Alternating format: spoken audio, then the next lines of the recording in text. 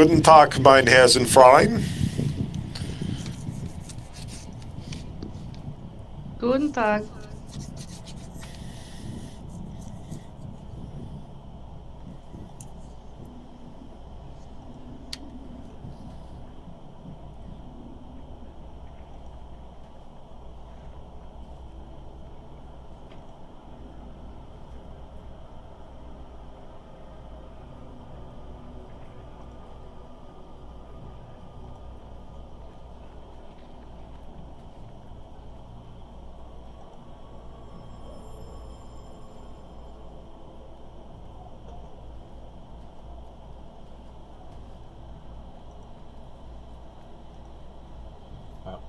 Anyone? Just to check, pop on YouTube, and that is going through, yes? Everything on my end says it is. I got the notification saying that it was up. Okay.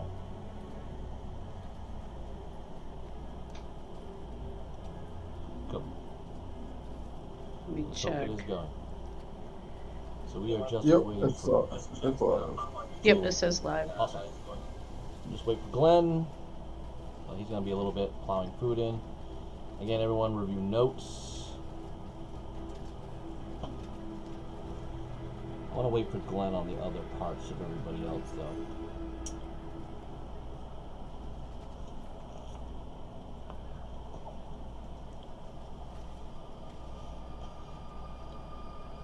Rico, the only thing I haven't done with you is go into your character to mess with your flaws yet. So, just a little heads up. I'll need to do that a little bit later. Just remember, you're very envious. So, yeah. You started that pretty well, but that's something to go in. All right. So we'll kind of get things going. Welcome to Streams of Spero. I'm Benito. We have our lovely cast of characters who you should know by now. We will be joined by Glenn. He just ran a game on his Tabletop Journeys, if you follow that podcast. So we're giving him a few moments. We will not be joined by Jeremy. He's got some personal plans going on. So he's pretty much a headache for a lot of the party members anyways. No, just kidding. We love him to death. So he will be a little bit on the quiet side.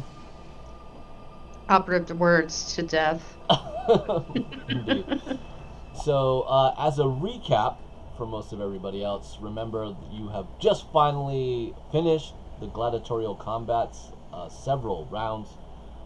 Jew, as he's posted in his title page of his name, and Hephaestus have become champions. They are victors. They defeated this dark elf Zin. They did not kill him. They did beat him to submission, and Jew has taken that sin of silk from him, which is envy. So now that he has that, gain an extra level. Everybody leveled up from a milestone, and you guys are in the tavern and are deciding what you want to do next. It came up that the Ripperjack is an issue, plus there is Arturo that is believed to be around as well. And you may want to figure out how you want to deal with him. We definitely have to make you not a werewolf anymore. Yeah, I don't know how well an envious werewolf would be accepted in these parts. I'm just stunned that Jacob wants. He's really gonna want this bone. You really want this bone, don't you? Huh? Yeah, it's a really nice one. At least it's not a lustful werewolf. Yeah. Get off my leg! Get off my leg. Do not give the DM ideas. Him and Firebrand are getting real close now. Alright, so Zindrid, our lovely drow noble lady, is sleeping in, as his or her rights to do so. So you guys can decide at the tavern. If you guys want to talk a little bit, you guys want to go over some stuff before you guys just start heading out. If you want to ask me any questions, this is the time to do that as well. I feel a fairly pertinent question to ask at this point is, where are we in the calendar and how close is the next full moon? You are about a couple, well, it's not that, they don't work that often. I'm going to say a month and a half to the next full moon.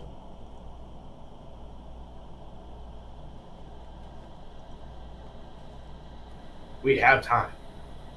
You do have time. Another note I might add, though. You're going to have to figure out what you're going to do with your sailing vessel from Azarian. Remember, you were brought here by a ship, the captain. I think I have his name here. Jok.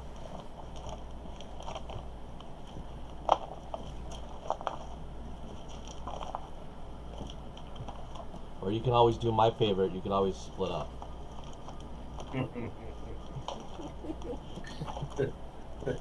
Hint, hint, wink, wink.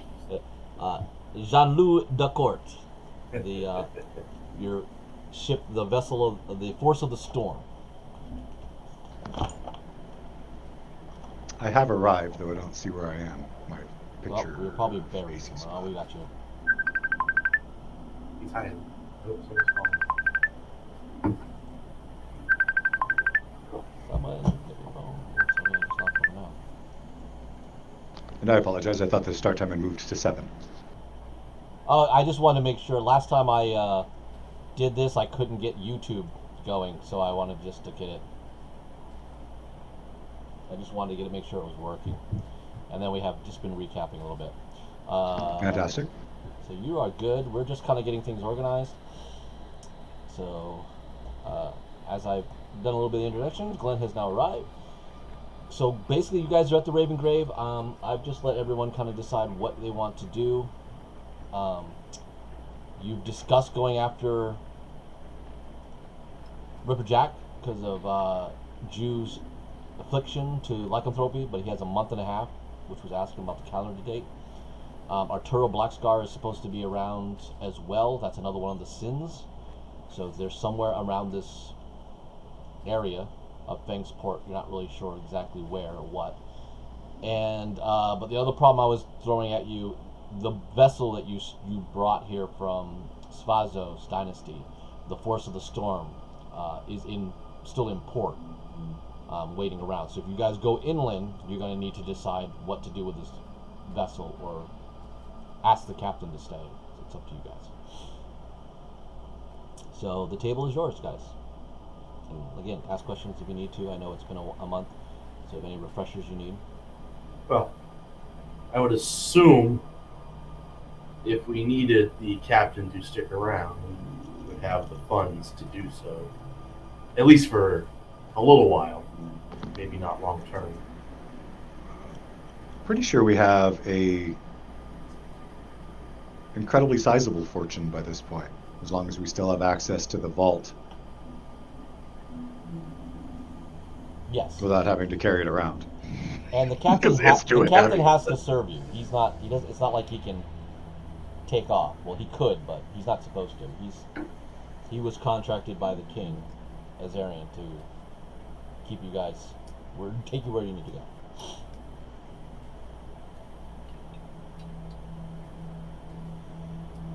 Well, as I previously said, I would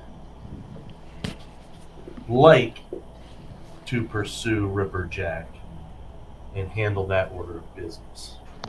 But I still understand the bigger picture as well. So if another opportunity in that line arises... Ripper Jack is supposed to be nearby, yes? As last that we knew, yes. Seems a wonderful... He operated in this area between Applewood and Fengsport. So, I mean, but that information is fairly old. It seems to me we would be, doing ourselves a disservice not to pursue that now while we may be close. Yes, we may have a month and a half before your condition takes hold, but where will we be in a month and a half? Where will our next destination take us? When will we be this close to him again? If we wish to keep Zhu of sane mind and non-communicable biting body, I think we need to find Riverjack. I think that needs to be a priority. I agree. If he's here, we need to take the chance. Lee, you're muted. I agree. We're doing well at the moment keeping him contained, but the reality is, at some point, that may not work. We should resolve this issue at once.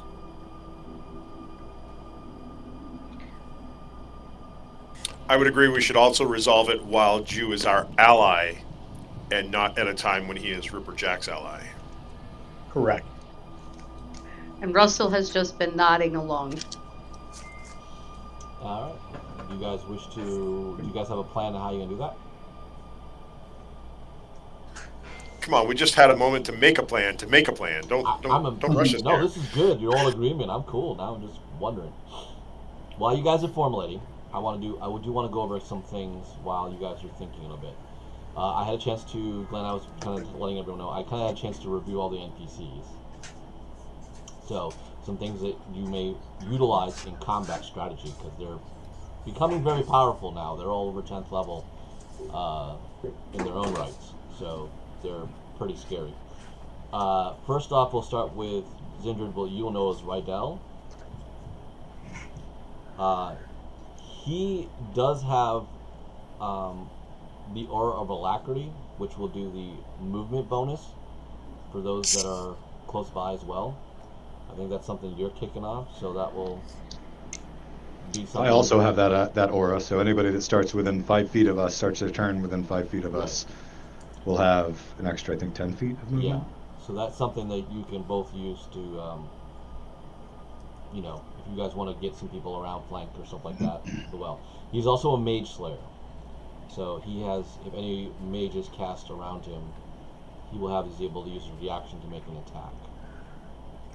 Okay? And Rydell's still with us. Yeah, everyone, all your people are fine.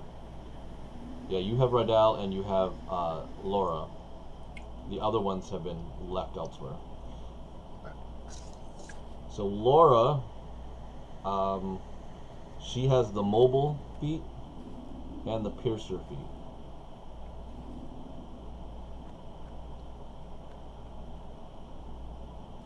Okay. So the other one is T. So T's really, if you've had time, this is more to be for Jen, because Jen, you've seen some of these lately or whatever going inside. She's able to do the Fist of Four Thunders, which is a thunder wave spell. She can shape water as ability. She can do basically one of those anime knock someone about 20 feet on their ass ability as well. She can do a shatter. Of course, she's not subject to hide because she has slow fall. As any monk, stunning strike. She has the stillness of mind, so she can't be charmed or made to be feared. I told you about the silent speech, where she's able to communicate with you at any point. She also has the Mage Slayer feat and the Sentinel feat.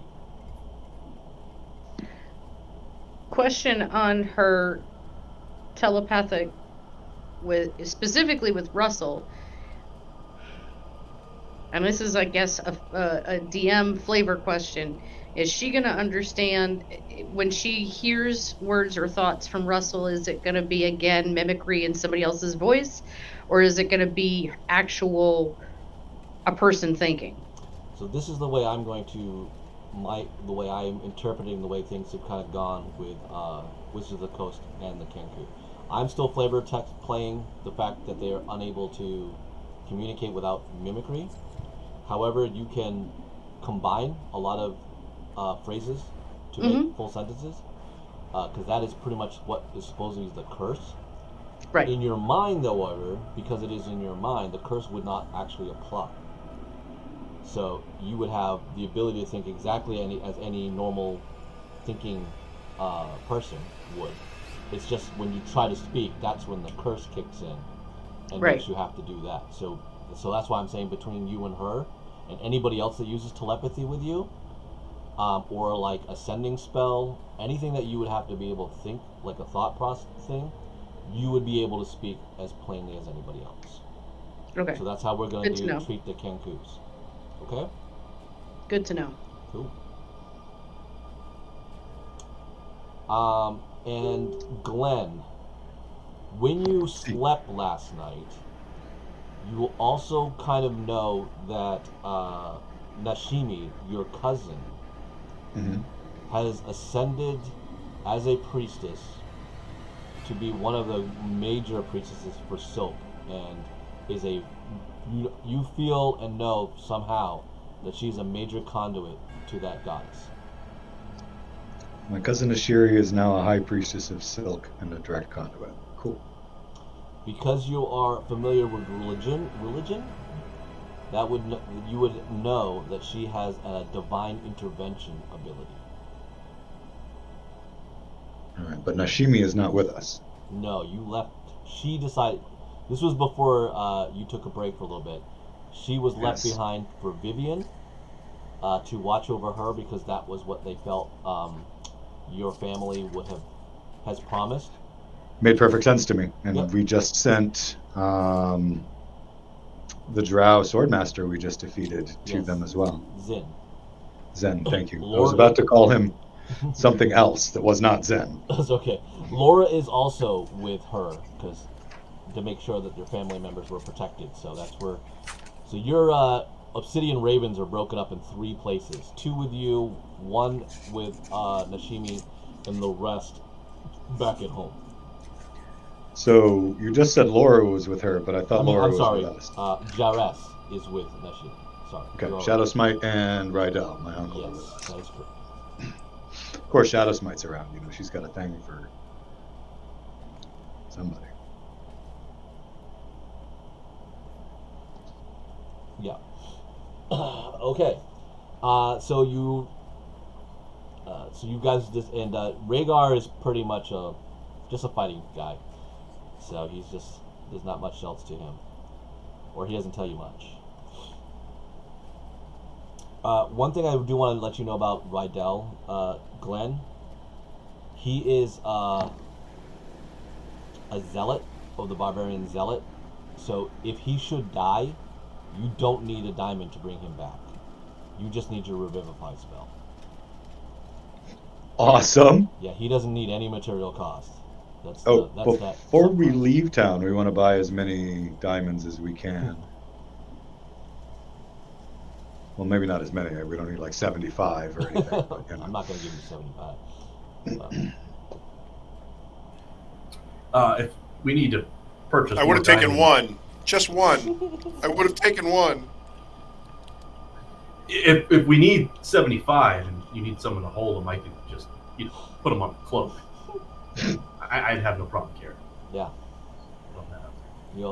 All the jewelry you want to do.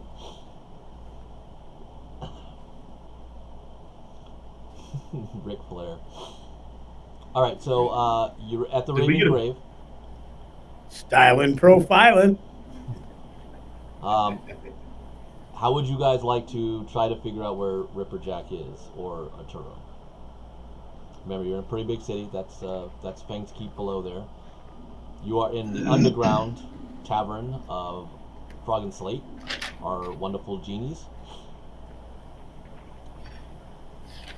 Well, you also We might be have able to- Heartmore too. I shouldn't take that away. You have if memory access to serves me correctly, this all came about from a gladiatorial fight with him.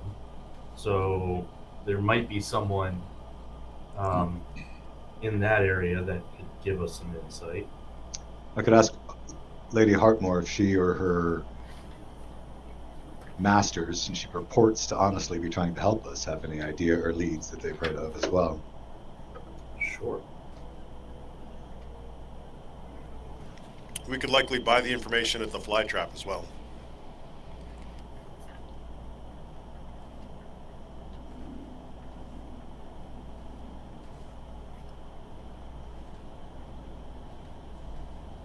Are we sure a direct challenge wouldn't get to his ears and cause him to come to us? Use your fame and reputation in the arena to draw him in as a fight. He fought us in the arena once.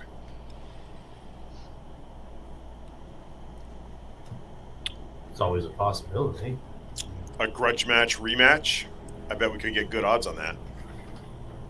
We are the reigning champions. If we put out a challenge, I'm sure that word would spread quite quickly. But think I don't know his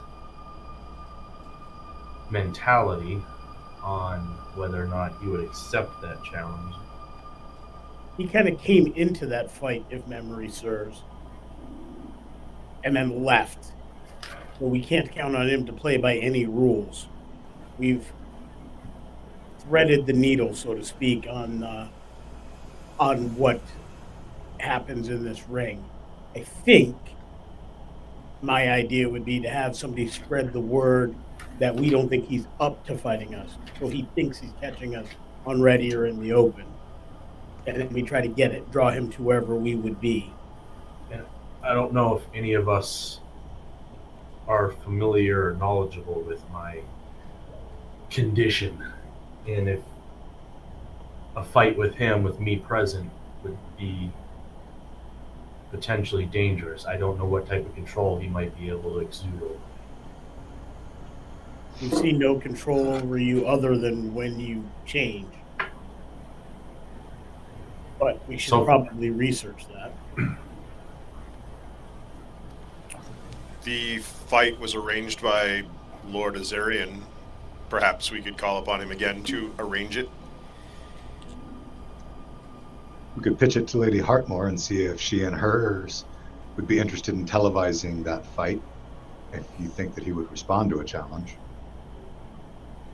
Televising is a weird word. Where did that one come from? You guys also haven't, just to refresh memory, you haven't heard of him in the circuit either. Remember, you've heard a bunch of names. He was, for as good as he was, you've never heard his name being brought in this area.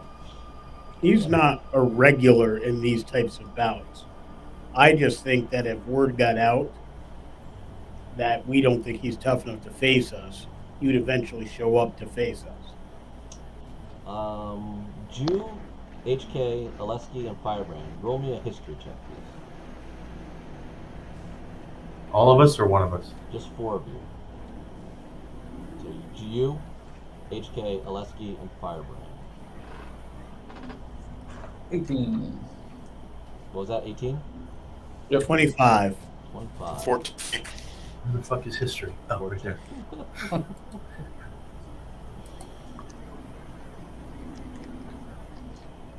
It's in the past. 9. Alright. Jew, of course, really not paying much attention. Probably half the bag already in the morning. He said, "What the fuck is history?" Not where. So, What history? Aleski, you do kind of remember, you were talking about it. You remember that he was in the area. Others were talking about him. So somebody, you do realize that he's been clocked by others. So somebody would obviously have some information on him. You're not exactly sure what or who. Firebrand, you sort of remember that there was something linked to the Dark Sun, the Lich, and he was doing something with armies. That's because that was a lot was following you way back on the bridge. So there could be a military aspect to his operations in the area, and especially what you kind of heard Arturo was some type of rider, knight messing around in this area too. So there seems to be some conflict of locations going on that you're aware of. Hephaestus, you actually remember the Bordello of Hearts. He was linked to the vampire there. He had some type of also other servitude to her and the Lich. So the partnership was there, and Ripper Jack was some type of union or general or liaison for the two of them. So between the vampire and Dark Sun. So I think we head to the Bordello. his connections there would be our strongest way to deal with him. You Or get a also hold of remember you escaped from there and stole the first gate piece there. Yep. And they know who you are.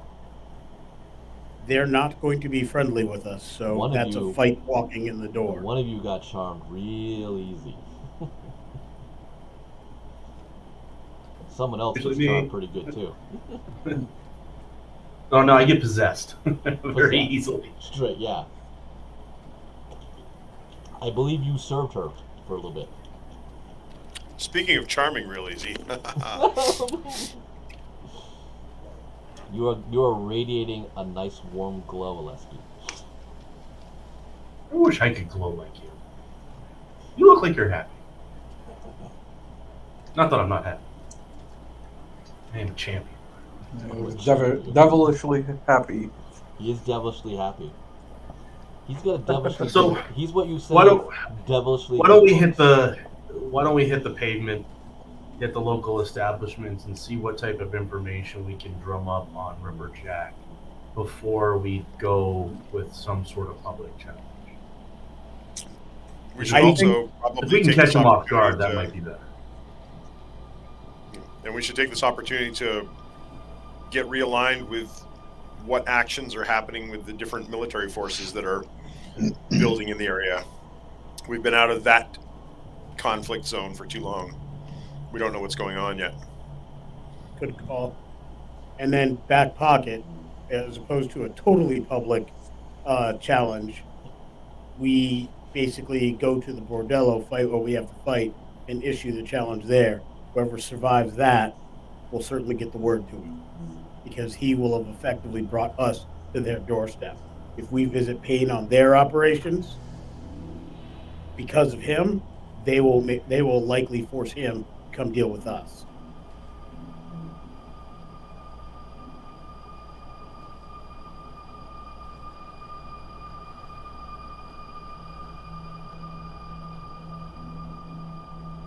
Okay. So you guys all want to? When do you want to go? The last thing we need to do is decide how much longer we're going to be in town. I would suggest, because of our length of stay, we offer some recompense to the crew, Azarian's crew that he had loaned us, asking them to stay a bit longer to see if this gambit works.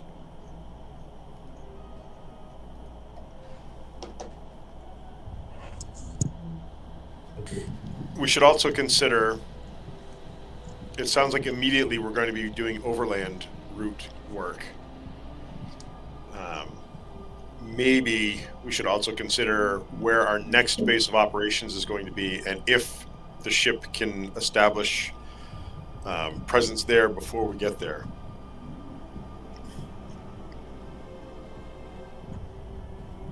I think once we have that information, it's fine.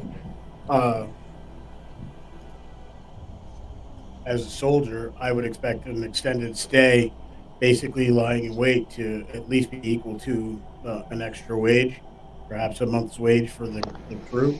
Do you think that would be doable, Lady Zindred?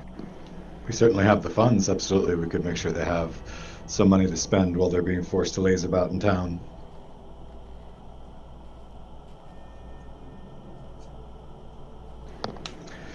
But aren't they already being paid by their lord?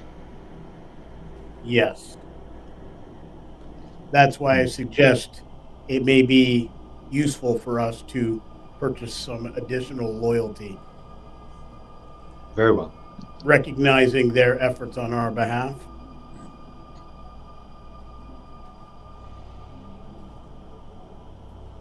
We've not yet had to ask them to do more than is normally required, but that is not a situation that will likely last forever. So, compensating them now would probably be a good idea. Very well.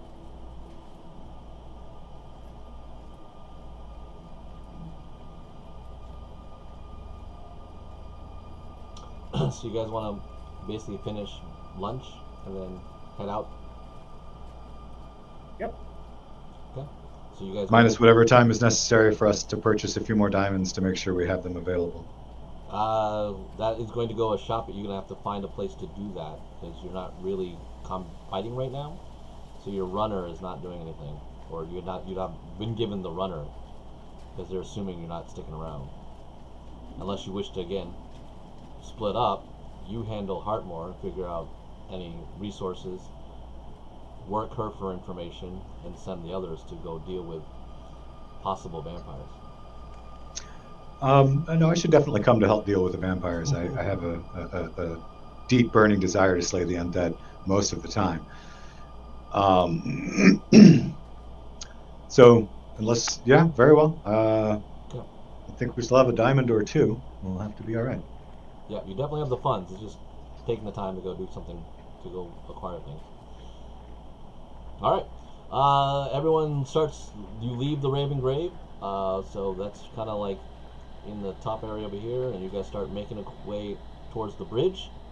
I need everyone to make perception checks, please. Passive of 22. Okay, you're fine. I have a passive of 21. You're fine.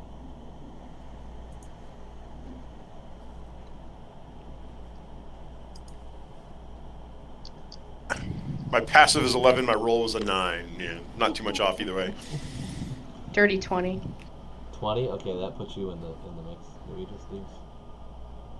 We lost Firebrand. Space it. Jew, I take it nothing. Muted. Muted. I'm talking to myself here. Oh. My passive is a 14. I rolled a 7. Yeah. Okay. Firebrand. I accidentally closed my browser and I just got back in, so I don't know what you were doing. Perception check. If you have a high passive, you can state it. I'm not looking at it. No, I don't have perception. 15. Okay. Russell, Hephaestus, and Zindrid. After you've walked for about 10 minutes as you're going toward the bridge, there are two shadowy figures, cloaked figures, that are tailing you. Well, Zendrid will put her hand on her sword hilt and send using sending at will. Send a message out to everybody saying we are being followed, of course.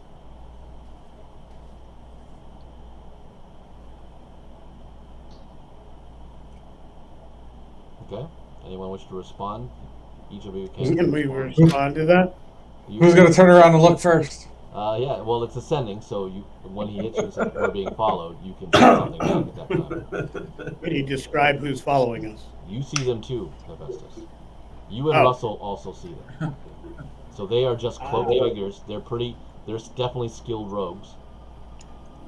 They're not really giving you a lot of detail, but the way they're moving about, you've been in this business a long time. You know when you're being tailed. About every 10 steps, I'm going to slow by 1 step so that I start lagging behind the group.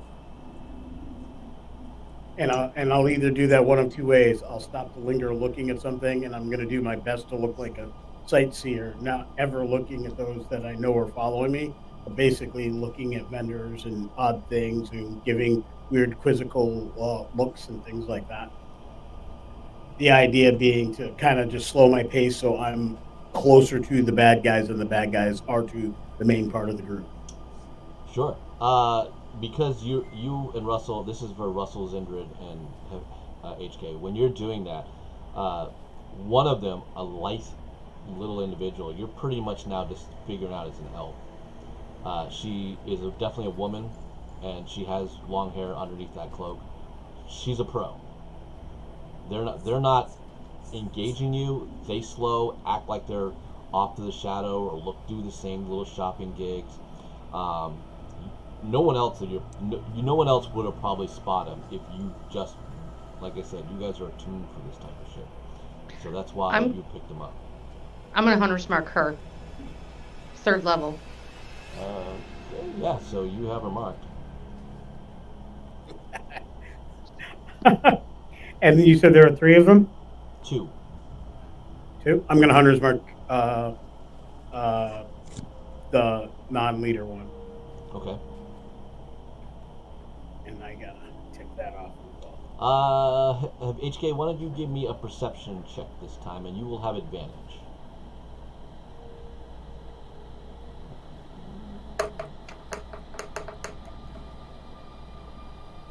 26. Nice.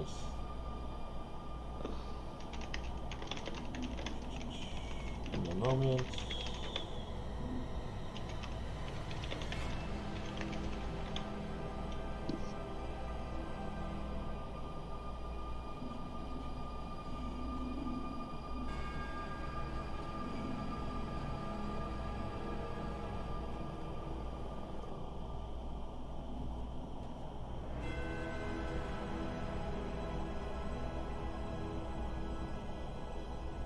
You recognize the gold hair.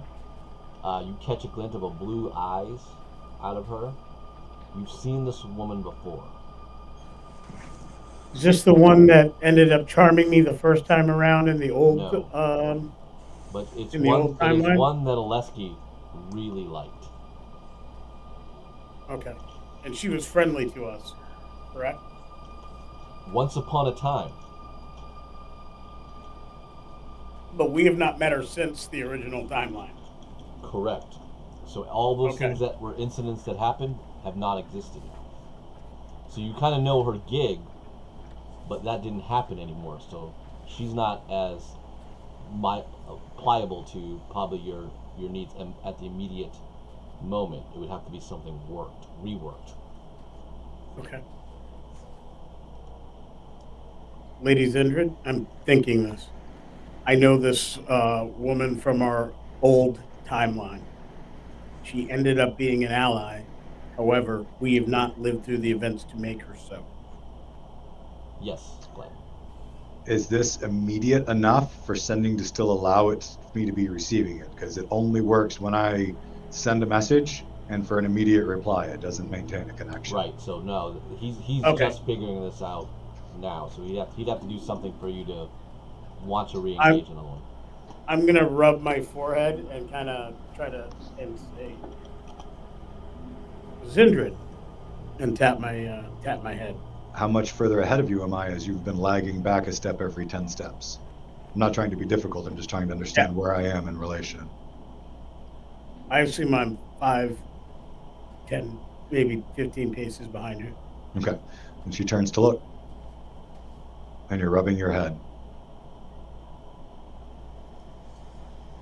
I'm pointing at you and tapping my forehead. I put my hand on the sword and I say, yes. In your head. In my head, I reply, I know this woman from our original timeline. She ended up being an ally, but we have not lived through those events. She is quite capable, and she is skilled in the arts of turning one's mind. Please pass that on to the others. Okay, I passed that on in a shorter version, something along the lines of, person following us, y'all met in the strange other timeline. But she's not an ally in this one. She's very capable and charms people. And send that out to folk.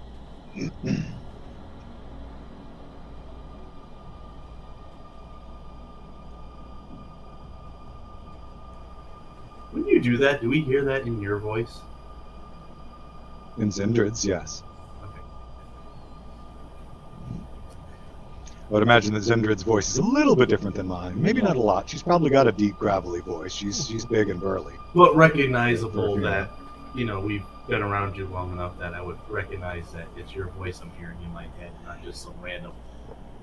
Yes, and it's been a while since this ability has been used because we've been in an arena, but it's been used before a number of times to help with quiet communication, so you would be Yes. familiar with it. And the thing is, you know her voice, so it's not like difficult. Yeah, that's Yeah. fine. Recognize. Yep. So what's the play? But just for you, she also says, unless of course as you think this is actually her speaking in your head, pretending to be me.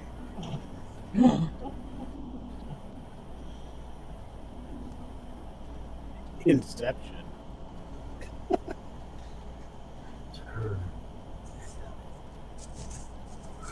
I'm gonna start walk. I'm gonna walk a little faster. I pat you on the shoulder and say out loud, I didn't mean to break you. I'm surprised you didn't get enough fetal position and go, brain hurt! Maybe. Okay, so you guys will make the bridge. There are a few guards there. I also make a point of staying near Zhu, Okay. knowing that he's had problems with these things before, knowing that my abilities will help bolster that. Unless I don't have a choice, I stay near Zhu. Your perception, she's an elf and human, alive. Well, I say human, alive. She's an elf, alive. These aren't vampires. This is during the day. Right. So, you don't think she has anything unless she's pretty wonky.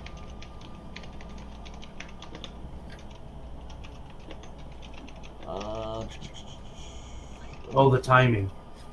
The one that Alexei was falling for shows up, and suddenly his motive reboots. All right, so a couple guards will approach you as you guys get to the bridge, and they half-heartedly wave a hand up to tell you to stop. We're not saying hi. Stick my hand out to shake. Just shake his hand. No, man. Hello, good sir. Dab him up. Would you like an autograph? Is that what you're asking? I'd be happy to. Oh, damn! You guys are the gladiatorial guys. Oh yeah, Yes. yeah, man. Can you sign this, dude? Oh, absolutely, yes. All right, you start signing gloves. And your partner too, man. Oh, HK. I step forward. Okay, you sign the glove. You wish a signature? Yes, please. What do you want me to sign? And my glove, man. It's like a little leather gauntlet thing. That's it? You don't want me to etch something into your armor? You can etch in my armor? I can give it a try. Sure. Yeah, that'd be cool. These fingers are made of flesh, That's cool. All right. and I will literally try to scratch an HK in his armor. Okay. So this is gonna take a little bit, but they got the guards occupied. Anyone want to do anything else? Walk for keep going. Okay, you guys just walk past them. All right. It takes a few minutes. While they're busy, They they obviously can't give did us a hard not time. check for credentials anymore or anything like that. This is the first time you guys have gotten past without having to banter with them or Yeah. anything. All right. You lot's famous now. Yeah. Yeah. So you get to the Uh, center area. We're part of your The entourage. island part, that's where the city hall is. You'll get past that, go past the other part of the gate. Then from there, from the bridge, you'll go left. I will say it's up to you guys, but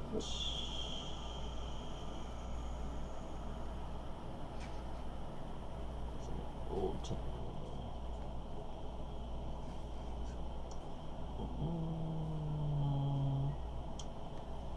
The Fengsport Tavern is pretty much in that area past the bridge. You guys remember it. Of course, they won't remember you.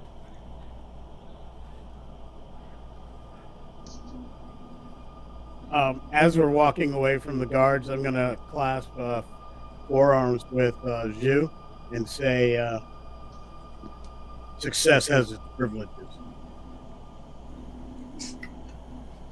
Yes, it does. Okay. So, are you guys? We'll just go past it. You guys want to keep going to the bordello? Are we going straight? I'll just ask Indrid. Do we wish to go straight to the bordello, or do we wish to ask questions first? I thought y'all had already formulated this plan and made that decision. She looks askance a bit, and she looks down at her purse thing. She's not used to being in charge of things besides money. We only pretended for me to be the boss while we were in there. Laura smiles wickedly. What questions were we going to ask at the tavern? Basically, to find out where things were, basically get intelligence on military maneuvers armies as well as any leads on Ripperjack. Ripperjack. I see. And weren't we also after leads on Ripperjack from the Bordello? That was more of a direct confrontation. Yeah, We thought we'd that's try to where get some information first. that's where the Court of the Feng is headquartered, and they hire them out. They hire them. Hmm. So this other group, if they're a separate faction, they might be willing to impart information if they know we're out after. Certainly, we can stop and try to gain some information first. Zindrid, Loris moves up to you really quick, whispers in your ear and your ear only. If my memory serves me correctly, a bordello is sort of a brothel. Indeed. As much as I wouldn't mind to see that Aleski get, something happen to him, I suppose. He's sort of been kind of funky lately since he disappeared for a while and the devil thing happened to him. Do we really want to put him in a vampire brothel? I mean, if you want to, I just want to know so I can make a bet with Rydell. I don't usually decide where he goes or where he doesn't. I've tried and have been unsuccessful thus far. She whispers back. Okay. And throws out, well, we could perhaps send Lesky into the tavern to save him from the bordello and the temptations that he may face in there while the rest of us continue on. Okay. Just before she pulls away, she goes, Rydell's betting 100 that he can restrain himself. I got 100 down that he goes and does something, gets a vampire pregnant. Are you in or out? Pregnant, you say? Well, he did it with devils. That's what I thought he said. I'll land in the middle. I'll put 100 on. He gets in trouble, but doesn't actually impregnate the undead. Fair, I'll tell Rydell. So she sticks back and apparently has a conversation with Rydell. Firebrand, what are your thoughts?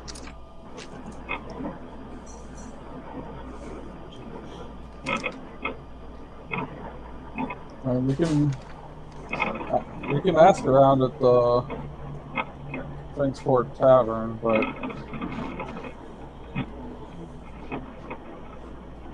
I kind of say we just go right to the bordello. We know what we're looking for. And I do want to kill me some undead, so yes, indeed, let's go. Now that I have a bet writing on it, I'm no longer trying to force Zaleski off to another location. I need to find out, how this progresses. Okay, so all of you, the whole given the troop is recent going things that happened to Aleski, I don't know. I'm going to be honest, Sindrid's kind of spoiling. It doesn't matter now. Sindrid's kind of spoiling for a fight. She may be of noble birth, but she grew up fighting and in the trenches, and she was steamed, changed my word, at being sidelined and having to send y'all in to fight in her place. She's looking for a fight. You kind of get that sense. She's striding purposefully. All right. When we go in, what is the signal to begin the damage?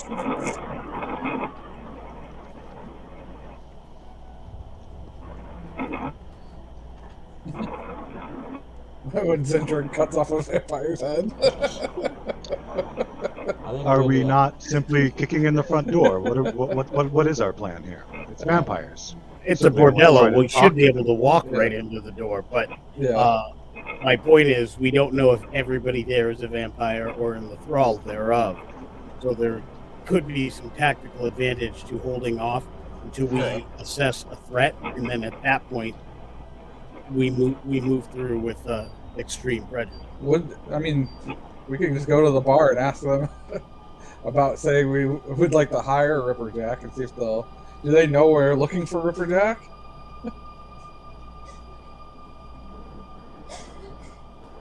We could just say that we'd like to hire him, and maybe they'll just send him right to us.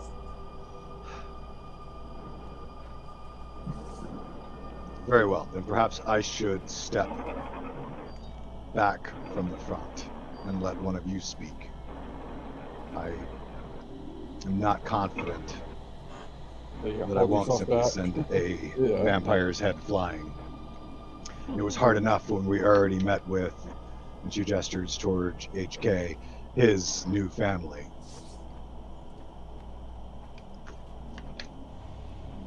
Firebrand, that means you're taking the lead. Okay. What's your signal to begin the damage? Firebrand. Oh shit!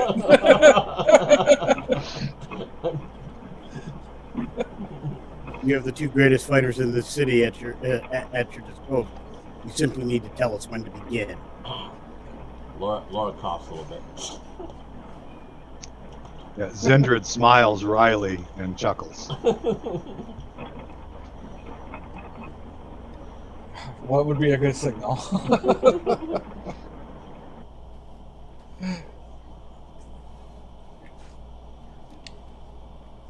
Dude, what would be a good signal to tell you to go?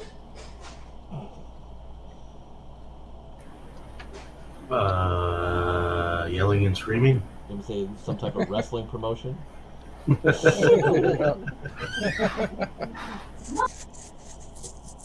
Start doing it when he does his Macho Man voice. I think that would be the signal. Oh yeah! Oh yeah!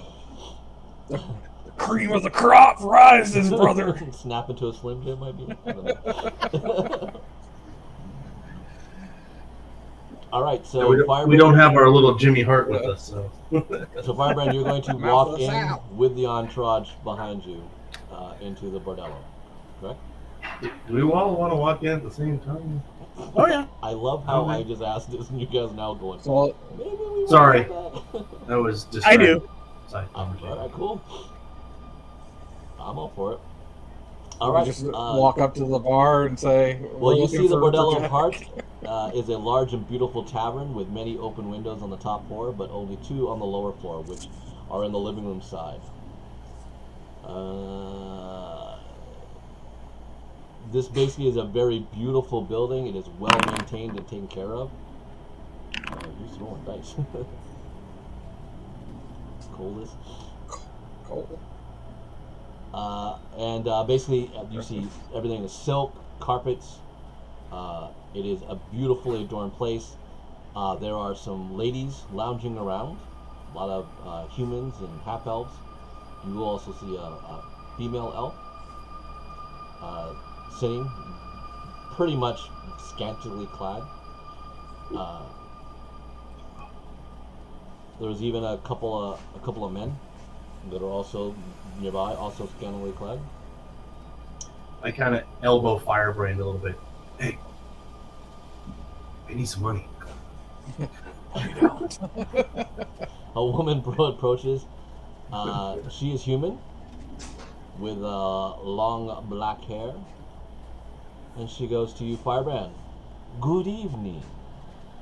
How may we meet your pleasures at the Bordello of Hearts?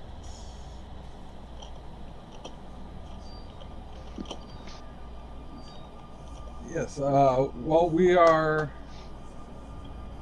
looking for someone. Well, believe this is that what you this could place help. is for. What's your type, sir?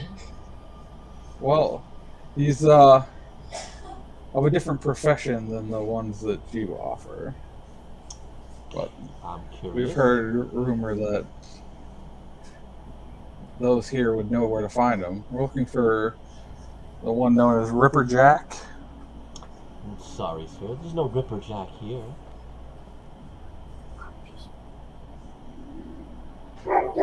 Perhaps somebody else here would be able to offer us the information. I don't. This is a place of pleasure. And our pleasure requires that we know the answer to his question. I do not know the answer to your question. Then We find can me do. someone who does. And how am I to know this? I don't even know who this man is that you speak of.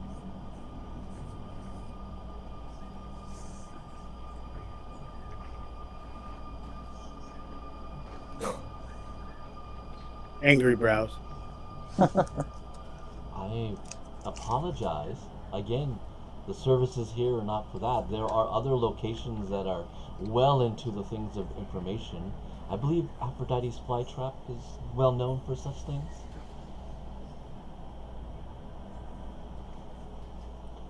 Zinder uses an action to expand her senses with divine sense to detect any celestials, fiends, or undead within 60 feet that are not behind total cover. The woman that Firebrand is speaking to is undead.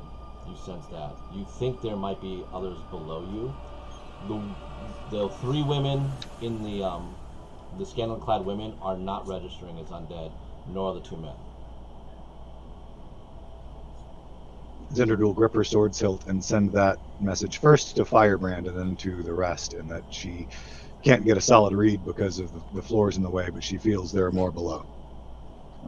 Well, it's my understanding that your friends in the court frequently hire Jack.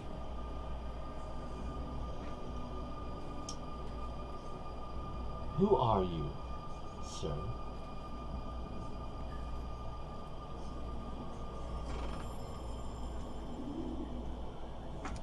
My name is Ebenezer. Ebenezer McCoy. Give me a deception check, please. Oh, shit.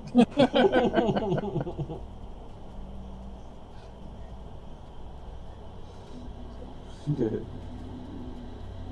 Not my strong suit. Oh, 17? 18 minus 1. She seems to, like, play along, but she doesn't seem to have enough evidence or anything going on. She's just kind of rolling her head a little bit and going, well, Ebenezer, you should know the Court of the Feng is not one that you just walk in and have demands placed on us. Odd. Now, can I... Just thought I would ask. I didn't see any other signs pointing to where to go to ask the question, so I figured this would be the direct approach, and it would work. You are bold. Mage, I see. You deal in the arts of magic? That's correct. I smell Fey on you. Interesting.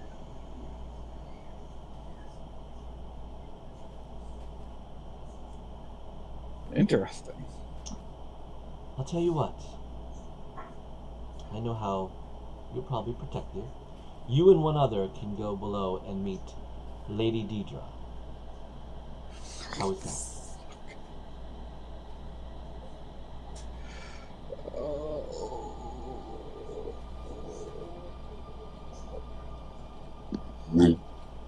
We'll go outside and discuss it. Yeah, so let me go outside with my companions, and we'll, because you know, so funny. I can only take one, so we gotta go. Sure, you prepare. What's that? I said I thought you were the leader. You can't make this decision on your own. Yeah, well, I gotta pick one of these guys. It's tough. There might be crying from Jew, so we gotta go. You know, it'll only be a second. I'll be right back. Just throw my name out there, but you're Ebenezer. You're famous in the city. They're all gonna know you, right? So Jew is jealous of a fake name. Seems so. Yeah, I'm a little jealous I didn't get to pick a name. What the? She goes, don't take long. The lady hates to wait. Okay. All right, well, let's go outside and. All right, you guys This ain't all good. go back outside and hang out for the front street of the Bordello of Hearts. When I get outside, I want to ping my hunter's mark just to see. Yeah, they're around the corner. Like, Okay. apparently they're like hanging out to the side there, but they're still around you guys. Okay. I'm gonna go invisible. I'm gonna. So you can pick somebody else. I'll be with you.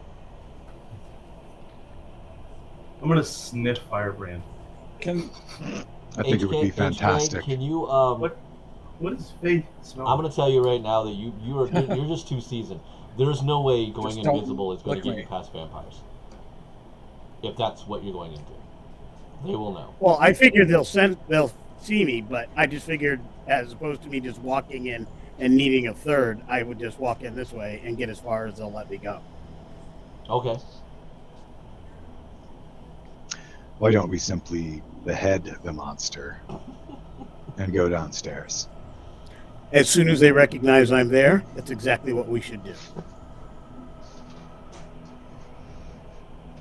And then what? Everybody else comes running in. Yes.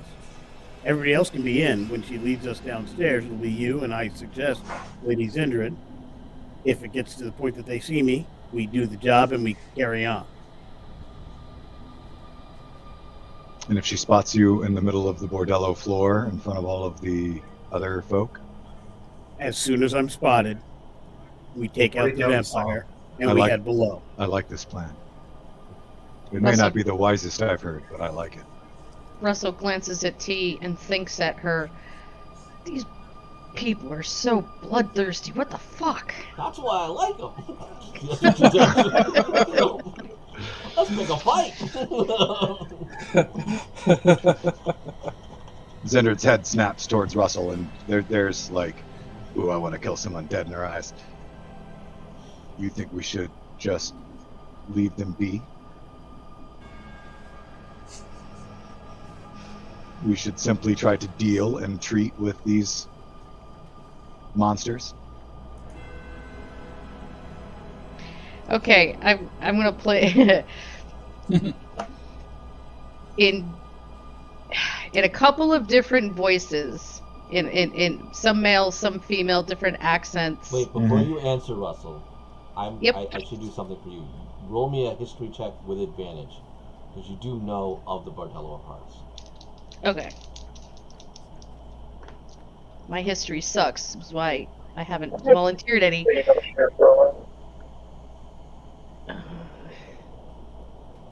History is a -1, so I got a 14.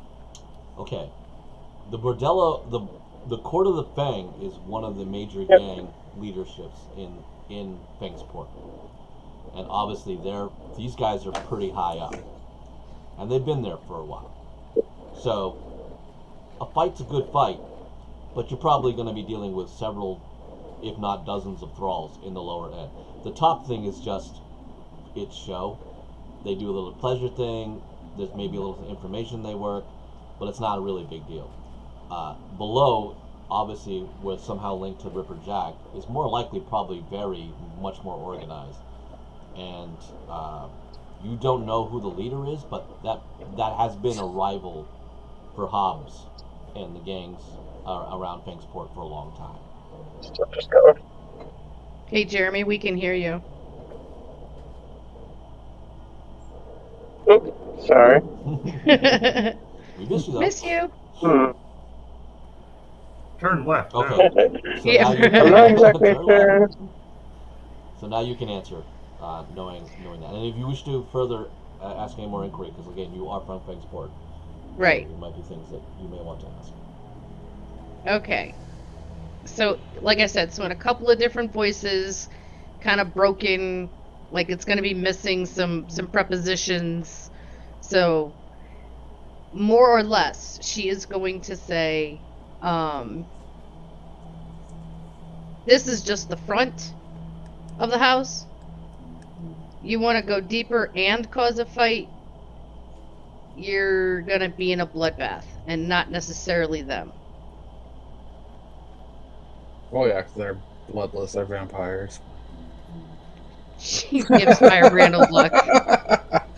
Just kidding. Like, really?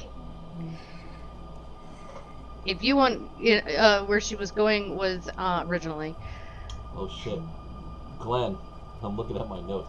You may not know this. I will need a Okay. history check out of you if you know somebody here as well. 15. Okay. I'm gonna do only, you're gonna get some cryptic messaging. Your uncle served under her, under this vampire. This is where the team brought him out. But you think you've had other contacts here. There may not only be vampires here, but there also could be drow. Drow. This vampire Ooh. is connected. You don't recall who or what beyond your uncle. Uncle Rydell is right here with us. No, my uncle stayed back. Your uncle Ubin. Ruben, my bad. I got them confused.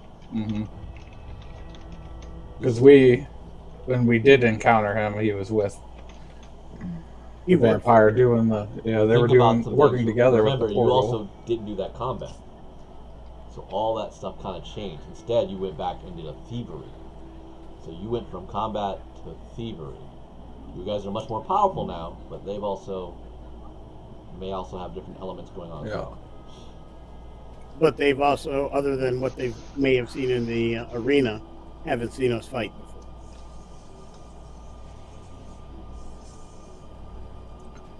So Zendru will relay that if y'all didn't remember it, there may be drow here as well with the vampires. We have no idea what we're facing down below.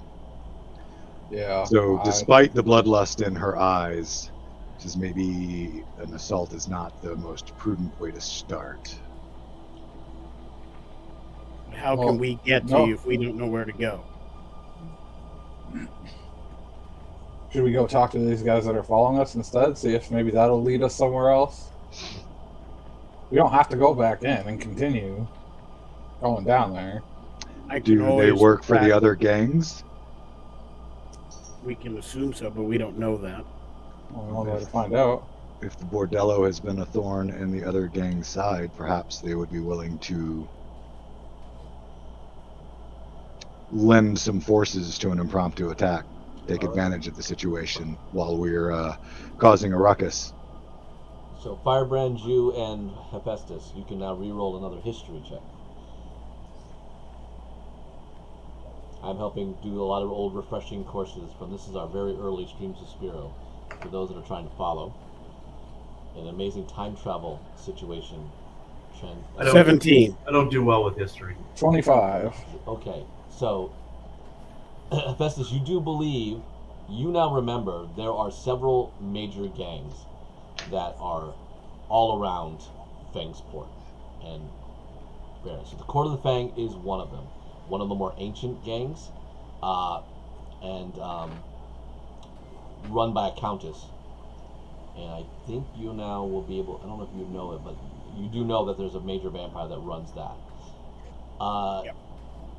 The person that you kind of did have some working connection with and were able to talk, who seemed to be very open-lipped about information, was the Benson Jelly of the Jolly Jelly Gang, who runs all the ports, like everything that comes out of the in and out of the Feng's port through shipping and all that stuff, is another one of the major gangs of Feng's port. And he's a pretty happy-go-lucky halfling, knows a lot of stuff going on, pretty well connected, pretty well protected, and knows a lot of the captains that drops loads of goods and supplies off to Feng's port. Controls the pirates. He's only looking for women. He's the pirate guy. That's Hobbs in my notes. is the hobgoblin that runs Hobbs Legion, which Russell comes from. So a lot of he's more of the poorer aspect, and more of the low grade aspect of Feng's port. But they call him Legion because there are thousands of these goblins and hobgoblins all around the area. So when he decides that you're an issue, you just get swamped.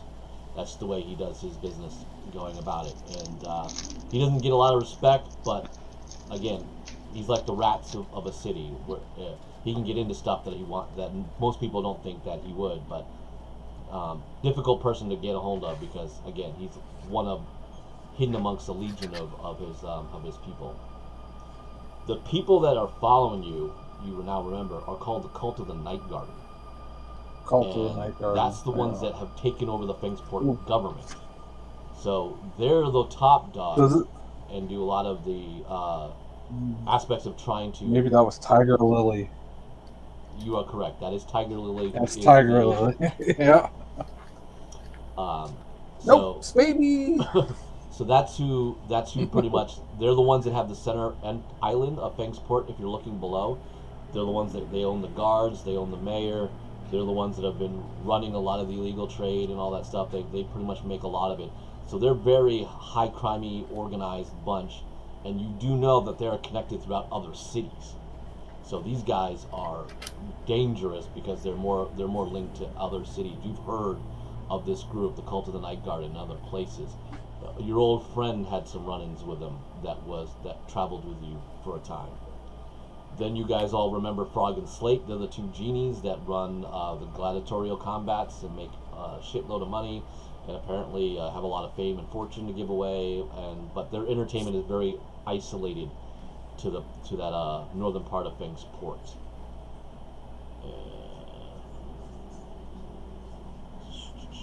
Those are the major gangs. There are, I think I told you before, there are a couple of other high hitters, very singular individuals that run about. They're not really with any organized gang and stuff like that, but you could pick up mercenaries, bounty hunters, sellswords, all this stuff. This is a highly chaotic, volatile city made of ruffians, gangsters, crime lords, pirates, all sorts of stuff like that, that make up a lot of those things like that.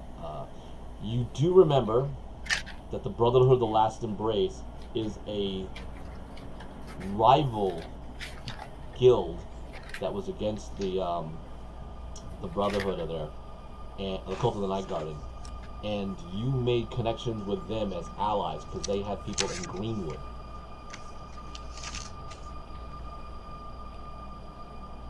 And that was old. That's who. Old Songbird timeline was or the current timeline? Old timeline. Those are old timelines. Again, you just know of them because you guys lived it. So if you could find the right people again, you'd have to reestablish these new contacts. But yeah, Songbird was the bard that wooed all you, but she was connected to that because she worked out of Greenwood apparently and another place. So the two guilds have outside connections. But you do, and also this Court of the Fang is connected to the Dark Sun, which is the Lich, which is why they're using Ripper Jack.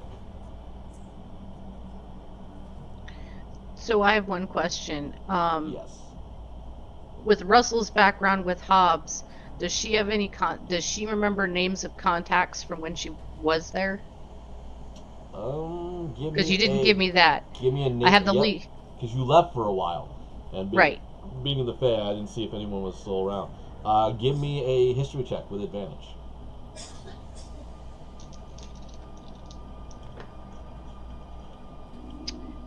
12.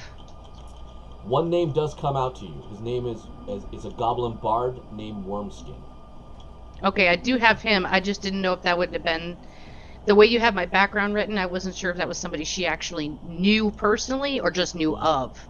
You know, you could recognize him if you look for him because he's a guy who probably worked or made connections with your parents. Okay. So kind of worked some stuff. You didn't really deal a lot with him. That's why he's just a name to you, and but a face that you would be able to pick out if you needed to. But he doesn't really know you all that well. So if you were to go up with him, he wouldn't know that you're the daughter of your parents at all. He would just assume that you're another Kenku of the area. Gotcha. Okay.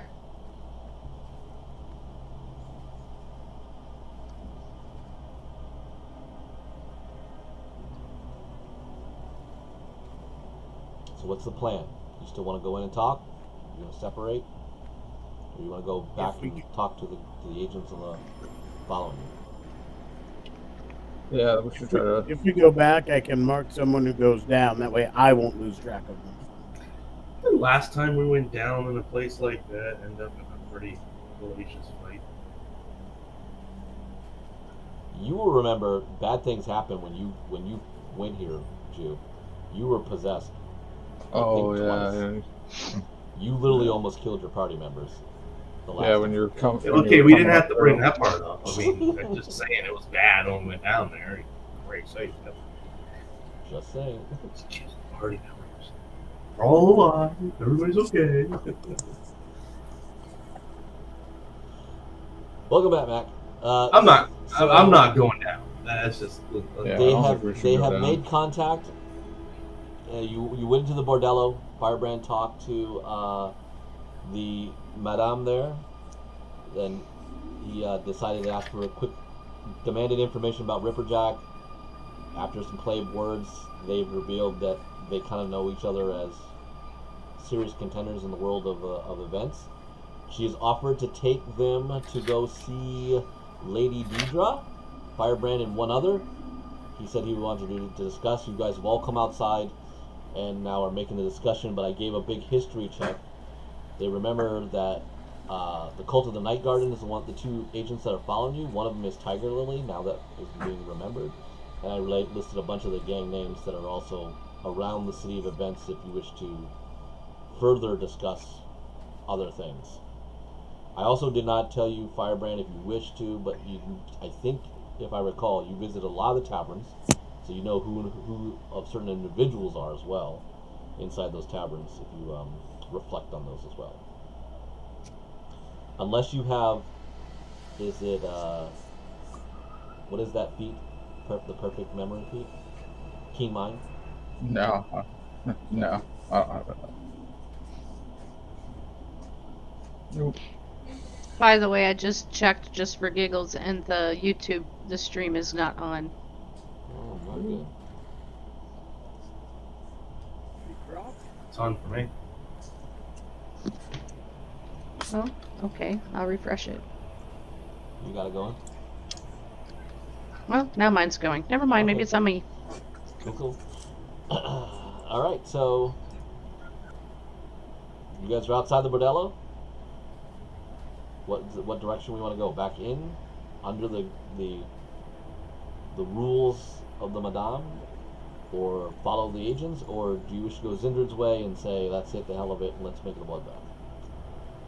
Zindred has backed down off of that stance and acknowledged that we probably need to approach it with a little bit more caution. She's just I will say, itching to kill some undead. Zindred, if you want to announce who you are, like I said, you do have a vague memory that your house sent people, so you may not know exactly the operation, but you would be able to, once again, play off your status that you did with Heartmore. Almost do the same thing and just get maybe deeper inside that way. And they might be less likely to do anything to you because you are a granddaughter to the matron mother. I will say, Zindred, if you want to, you are. We could always, and I mean, I wouldn't mind going through the front door, but we could always go through the secret passage and come up underneath them and beard the devil in its lair. Well, you're also trying to get information out of them, not unless you want to just attack people. Right. That's the problem. Well, we don't have to like start the fight right away, but we could surprise them by being in their face. I do not wish to engage in combat. I think we should just find a way to get to Ripperjack without going down into that basement. So you do not wish to go? I will accompany you. I can keep myself under control if you'd like. I don't think it's a risk we should take right now. I mean, I'm happy to attend you as well. I can perhaps speak to these folks. No. Laura will say, I think my lady could go and make parlay. They're not going to reject a lady of her stature from the house of Sindula. It's our best chance of curing Zhu. I think we must take the chance, Firebrand. Yeah. So how are we going to signal? Can you send from down there up here? I certainly can. Okay. In case things go sideways. Let me be certain. You can take boots with you. Yeah, it has an unlimited range as long as we're on the same plane. Who's going to accompany you? Me and Zindred. Because Zindred is they'll talk to her because they're connections to her family. Ben, I'm going to move my hunter's mark to Firebrand. Okay. Then I guess we'll walk into the lion's den again. Nice. Good luck. All right, so just the two of you go in. Everyone else stays outside. So I'm going to ask Boots to accompany them invisibly. I was telling HK, you don't think anything invisible is going to get past the vampires.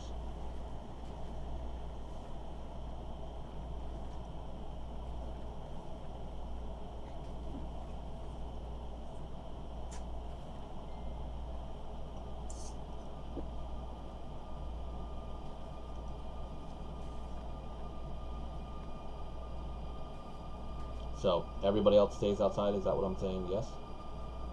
Yeah. I think we should go inside and just wait in the parlor. Yeah. They don't have to wait outside. They can go Okay, cool. inside. So everybody will go inside. You will meet the madame. She goes, "Have you decided?" Yes, I have. Perfect. Who's going with you? I'll be bringing my companion Zindrid of House Cinevilia. Oh, I'm She sorry. steps forward around him and lifts her head. She. Apologies, lady. I didn't know this was your wizard. The way he came across, he just lacked etiquette. How could you not? I was standing behind him the whole time. Well, there are drow that do approach the city, not to be stereotypical, but just did not know that you were of the house. I run the upstairs. But again, Lady Deidre will be more than welcome to see you. Please, follow me. And she will lead you to a back curtain of purple silk, and we'll walk through. The two of you follow. Indeed. Cool. Yeah. As you kind of walk there, within about 15 feet as you're going down some stairs, kind of like standing, it's like a recess in the wall part of it. Coming out of it is a very black armored warforge who starts following in step behind you guys. As we go, I leave one hand lightly on my sword hilt and keep a constant mental communication going, describing the direction of each turn and the things that I see to the folks upstairs, should they have to follow. Okay. You go about, probably say about 20 feet down, and there's another room with, again, blocked by a curtain. She passes through. You end up going into a room with pillows all the place, tapestries along the wall, candlelit, chandeliers, wine on the side, a buffet of food. Lounged out is a very attractive woman.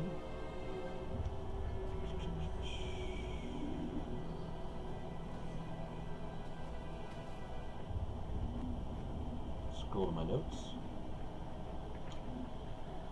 She has long blonde hair, brilliant green eyes, and she is laying back and goes, "Oh. What may I ask is this all about?" The madame goes, "Excuse me, Lady Jahart.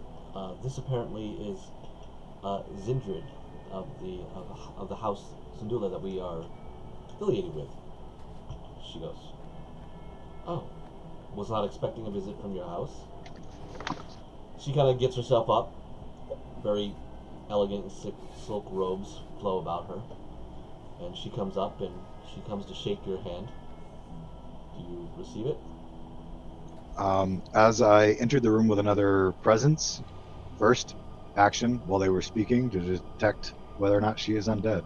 She is indeed undead. With divine sense. I suspected as much. Zendrid will keep her hands at her side but apologize. I apologize, milady, but I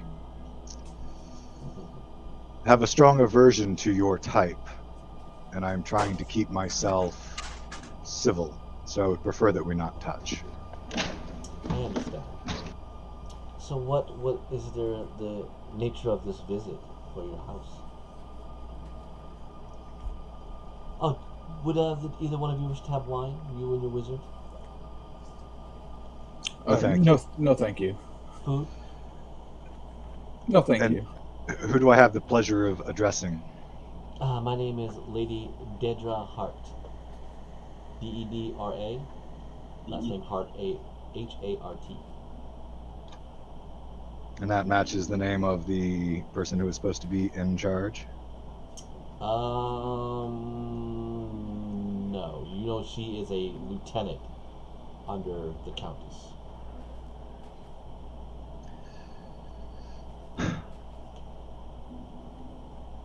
I know that your Court of the Fang has dealings with my family. Indeed. And while I am a stranger here, I'm hoping to... She raises an eyebrow. Prey upon that relationship as you employ someone that I need to find.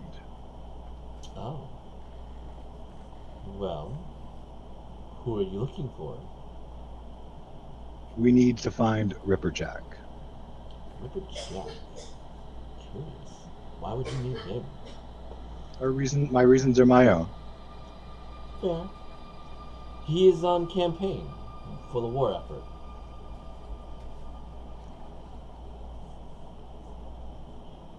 Can you give us direction to where he should be in terms of where he's camped? Or should be next? What is his mission? I believe they're doing something around either Greenwood or Flowerdale. Those towns are very lightly defended. I think they're looking to do some damage and infestation. There's a bother with some Fey court individuals running around trying to do something. So the Dark Sun wanted them, any more allies of such nature, bases to be removed. Deception check, Firebrand. I didn't do anything. You're sweating a little bit. Says the mayor. I'm not trying to be deceptive. I'm just standing I there. know you are. But your facial expression gave it away. Oh, fudge. You notice she clocks you. 3. Yeah. She's kind of looking. Give me an insight check now.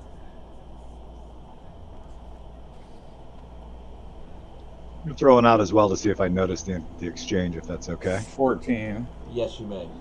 But at Dirty disadvantage, Zindred. Because you didn't see him behind you making funny Yep. faces. What was your Hey, number? Ben. Dirty 20. Dirty 20? Yeah. Real quick, because Zinderd is letting us know where everything was going, and my hunter's mark would give me direction towards the one who's marked. Is where they're located underneath anywhere in the open parlor area, or underneath a different section? It is underneath the building. Right. I'm just trying to see if I'm directly above them on the floor. No, you're not directly above them. And I just want to, I'm a pretty heavy guy. Yeah. I'm used to walking on floors that may or may not be conducive to my weight and my size. I'm just going to tap the floor and see if there's some way I can get a sense of how fast I can get through this floor to get to the lower level that way. You can tell, because you're from Forstad, that the structure of the bordello is well beyond solid. The curtains are the only thing that would be the easiest access point of anything. Okay. And So I'm because not, I can't break through the floorboards and drop down to the lower level and he get where I told gotta you get. a warforge was following you, so apparently Okay. they have had this type of weight or whatever type of things that they do. And the way Zindrid probably walking down the tunnels and stuff, the bordello is a very sturdy type of large mansion type building, but below it would in all essence be almost like a castle type. Okay. So it is. Just- He's very impressed with the stonework from the walk down. All right. I'm just trying to gauge my fastest point of access. Okay, so Firebrand, what was your insight? 14. 14. And Zindrid, you did a disadvantage? 20? I had a dirty 20, but I missed the disadvantage. Apologies. Let me see what I get on the second roll. Insight. I got 23 on the second, so the dirty 20 will stand. Yeah, her eyes are just too brilliant green for you to she kind of just looked, and it lingered long enough, and you've done court etiquette enough to recognize somebody is now recognizing somebody for the first time in a court type of thing. Recognizing him or recognizing there's something shifty about him? Because give me another insight check, straight roll this time. It's a great question. Well, this time I rolled a 1 naturally. Okay, so you're not sure. You just kind of know that she's got a vibe on your friend. All right, she just Zendred goes. steps between them, breaking off eye contact, and says, "Your kind unnerves him as well. Neither of us are comfortable here." As way of explanation, if you do not know which of these two locations Ripperjack may be going to next, perhaps I need to speak to someone above you. Well, I would just say, unless your wizard's very powerful, which I think he's pretty sizable, Ripperjack's going to be with an army of his minions. So this is a battle, a war that's going on in this side of the mountains. I don't remember hearing anything of a drow war party showing up. That's why you sort of surprised me, my lady. So may we try some other avenue to get you to your inquiry with our lieutenant?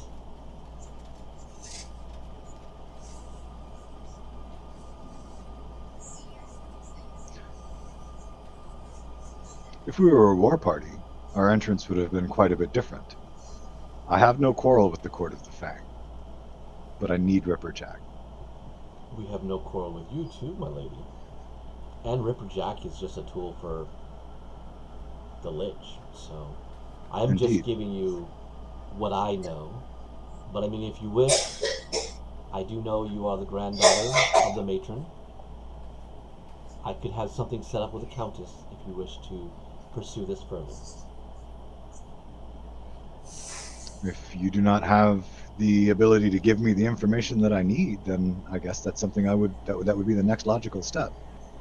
Apologies, my lady. So, if you would give me a moment of time, I will go and see my lady, the Countess, and make sure that she is able to welcome you. Okay. As soon as her attention's off of us, Zendrid sends to Firebrand. Do you think she recognized you? She will walk past you to the curtain. Again, she does a look back with her cascading her golden hair or blonde hair, kind of eyeing you again, and then she gets past the curtain. Quiet as a mouse. You never hear her footsteps as she walks past. Yes. They leave the madame Yes. with you. So she sits here and waits. She goes, "Are you sure you don't want any refreshments, my lady?" Where's the Warforged? You think outside in the hall.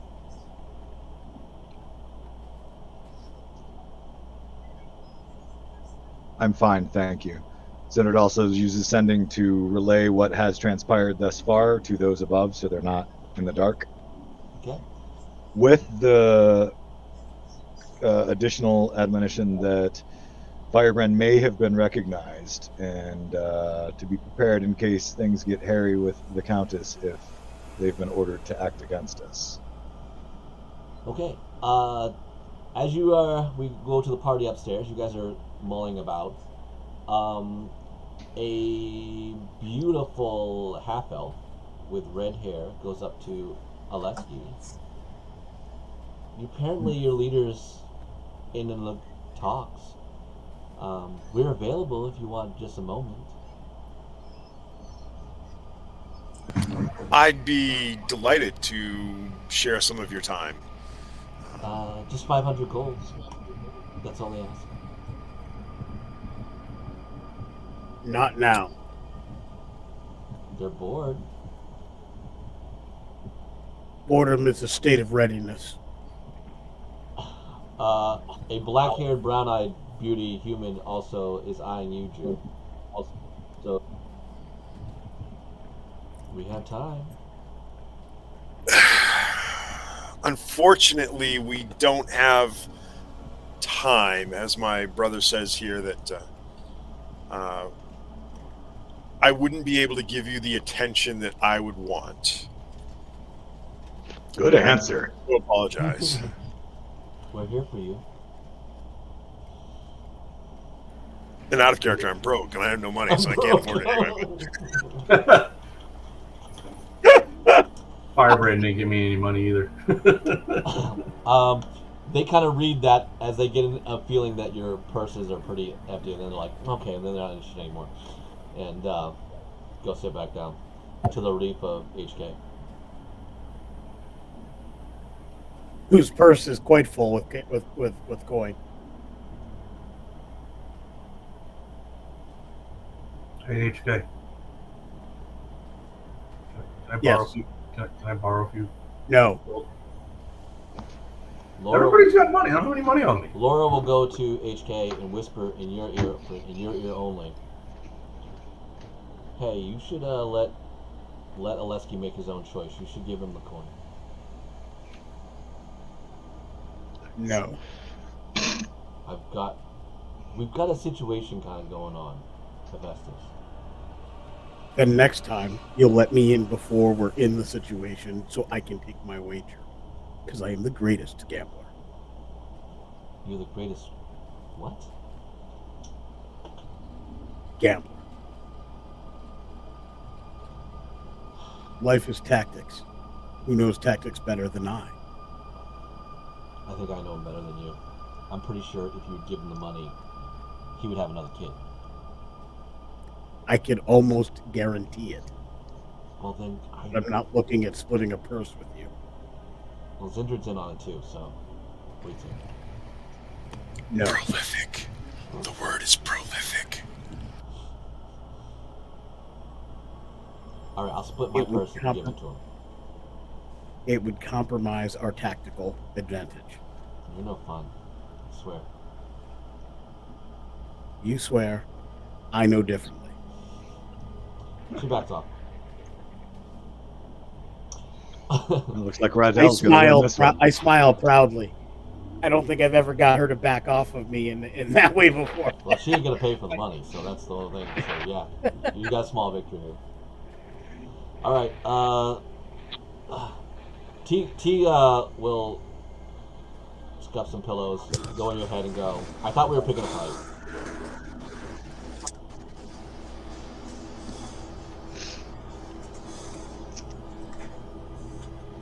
We're sitting up here. We're just watching. Well, what if we go sneak around, like maybe in their office or something?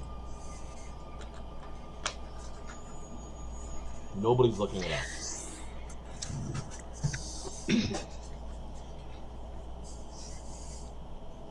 You guys hear me? Yep. Yes. Yes.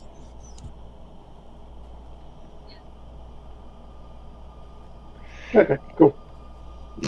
With a little delay, apparently.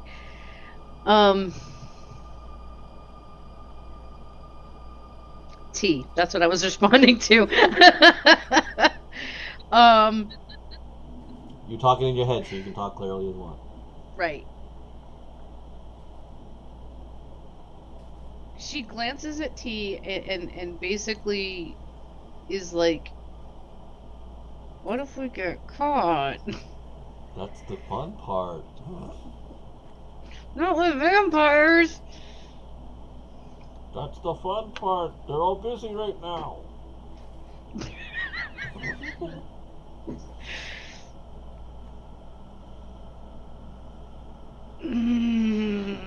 She's gonna grab your hand and slink you to the outside of everyone's vision.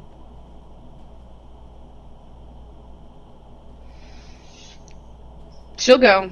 Okay, stealth check. He's still excited about it too. I He's like, know. "Yes!" I know. Ooh, natural 20 Sweet. Okay. for a total of 27. Yeah. All right. So you and T are now moving around the bordellas upstairs. while everyone else is kind of waiting around. All right, let's go back downstairs.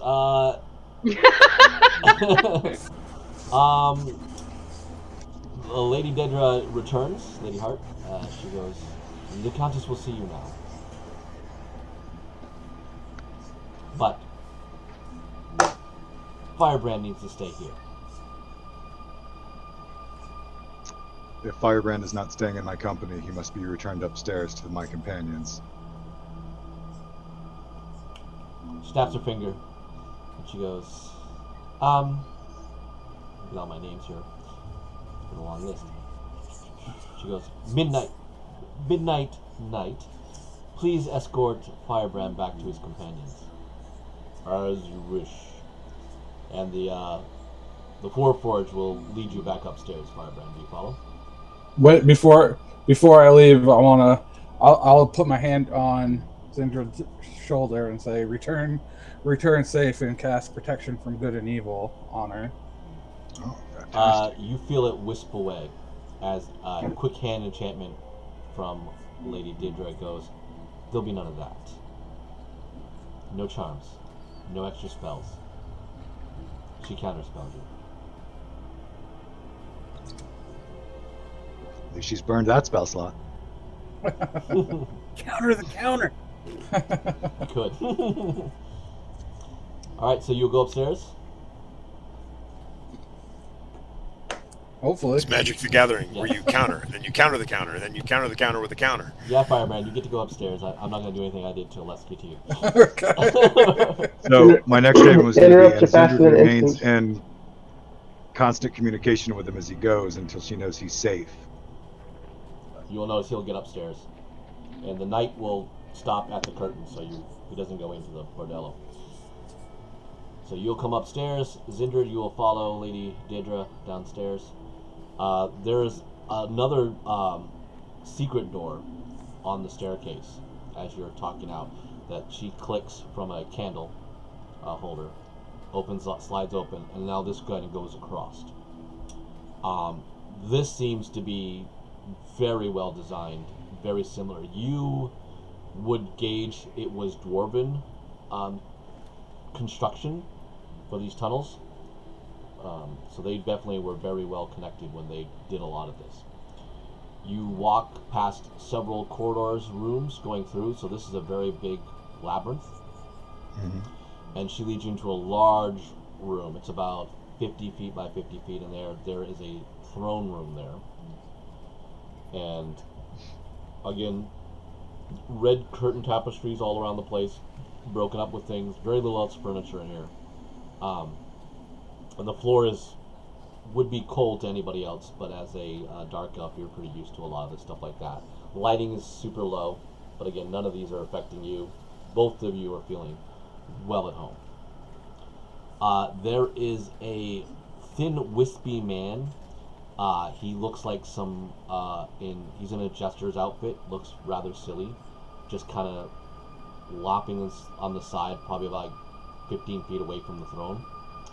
And there, a beautiful redhead, again with green eyes, in a very elegant black silk thin dress, tightly across her curves, sits on her throne. And she goes, "Well met, Lady Zindrid.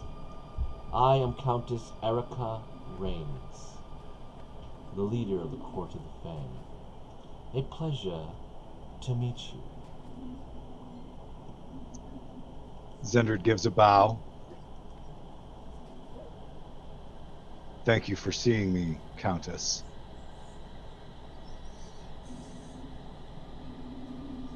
"You are seeking my lieutenant, Ripper Jack, is what I am. the lady in red has informed me.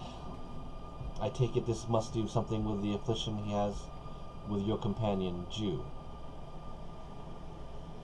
You're well informed. "I try to make sure that I am."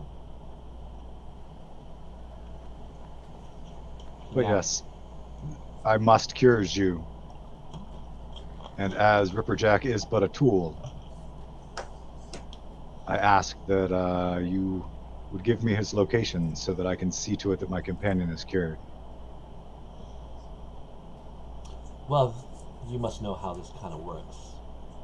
I give you a lieutenant that you will end up slaying to free your ally. How does that benefit me? Well, I believe that you are already in dealings with House Snevelia.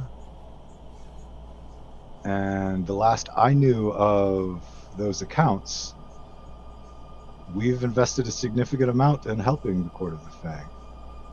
You were, until Jew stole the Bloodstone. So now he's a thief.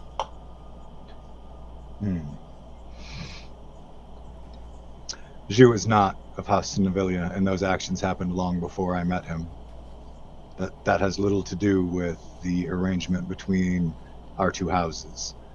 Yes. I understand that other factions involved in this conflict may have us on opposite sides, or at least not on the same side on the overall matter, but on just the simple matter of me taking care of my companion and asking the favor of finding Ripper Jack. That's just House Snevelia to the Court of the Fang. The rest of it is not involved. Elegantly spoken. And true, there are events of old, and things are now playing themselves out. I am quite aware how things are moving along, and a lot of it was the control of the goddess Silk, someone that you have some kinship to, as another follower of her association, I suppose, with your Raven Queen.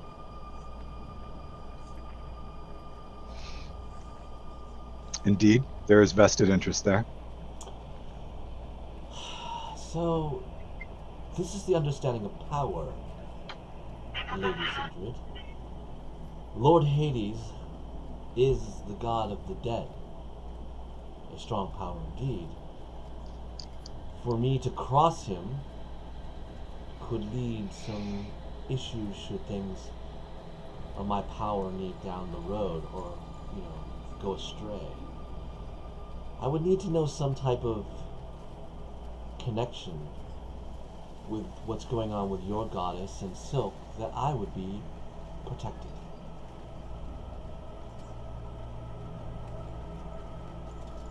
A moment. And Zendrid kind of steps back and away from them and sinks to her knees and bows her head for a moment and attempts to communicate with the Raven Queen, knowing that that's very, very, very difficult and that a direct response is not likely, but simply trying to see if she can get a sense of whether or not this deal would anger her goddess, or if her goddess would be okay with extending protection to the Court of the Fang until such time as I return myself to expunge them. Could have the protection from should we succeed from Hades. What would you like to use to commune with your goddess? Well, I'm gripping the hilt of the sword that she gave me and using sending with all the power of my mind in an attempt to reach her. Okay. I will give you then your roll at advantage and add your spell modifier. So spell attack roll? Spell attack roll. Basically? Yes, bonus. At advantage. At advantage. At advantage.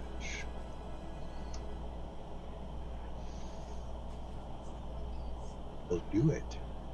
Well, the first one was a natural 20. Natural 20. That's all you need. And the second's a 19. Well, that's pretty high. You are the paladin of your goddess. You feel yourself fluttering, and you feel like you're going out, touching the tendrils of a world that is definitely trying to enter Spero. And there are two things that come out of this. One, your goddess understands what this vampire wants. And she's not really opposed to the dead. That is just a shadowy, cold being in a lot of essence. And you feel that there's other parts of your pantheon that could be nearby. With that, you feel your cousin could help you resolve anything in this matter. My cousin Nashimi? Yes. Okay. Well, I bask and float in the glory of this connection that I've established for as long as they allow it. They're watching. They kind of understand what you're doing because your sword is very, very holy for that. So that's where I got the bent against the undead from. Her weapon does additional damage against the undead. Yeah. That's where I got that from.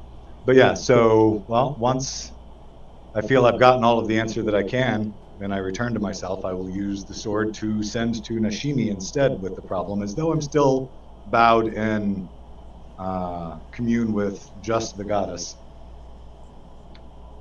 Communing. Okay. So you're gonna break the connection with HK and then to send to Nashimi? Not connected to HK. Oh, you're just doing sendings? I'm just using sendings. Yeah, so send. What would you like to send? What would you say? Nashimi, the Raven Queen has told me that you and or Silk could help us with an issue with the Night Court in... What's the name of the town we're in? Fengsport. Fengsport, thank you. My brain got stuck on Six of Crows and it almost became Ketterdam for a second. Fair.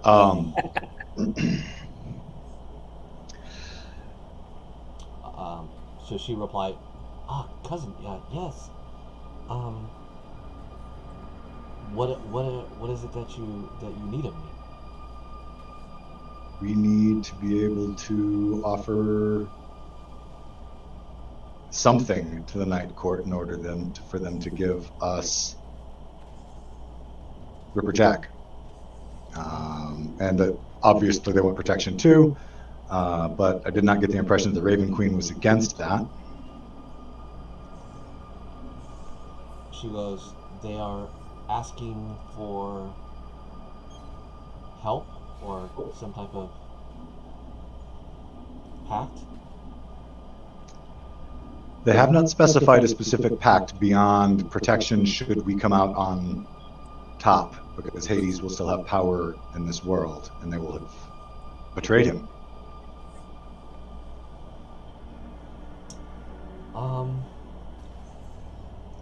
Give me a moment. Message me in 10 minutes, and I will have an answer for you. Fair. And Zendard will open her eyes and stand up. She's tempted to stay that way for 10 minutes, but her knees are getting a little sore. Okay. And say, I've reached out to my goddess and to an agent of Silk.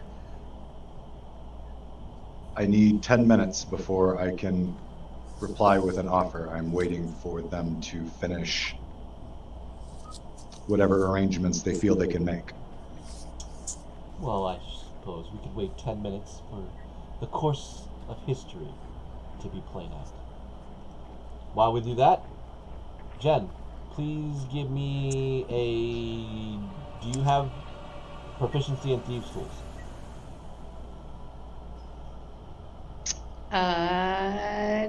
No. Then give me a dex check.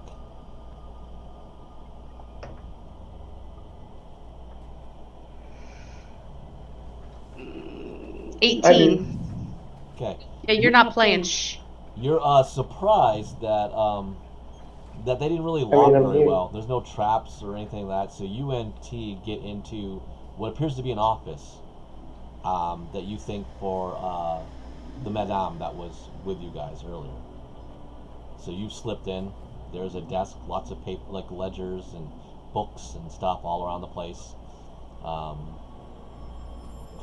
There's vials and bottles of stuff all around the place. What would you like to do? There's a chest.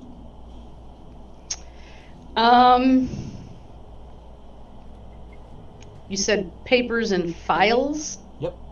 Okay, I wasn't sure if I heard files or vials. That too. There's ledgers all over the place. It's like kind of like a bunch of things that seem to be useful for all sorts of stuff. Are the are the files like labeled? Or like, you got your Yeah. little tabs. Is there just skimming through it? Is there anything that anybody that she recognizes, or names, phrases, locations, whatever's? Give me an investigation check, and it'll be an advantage because it is well organized.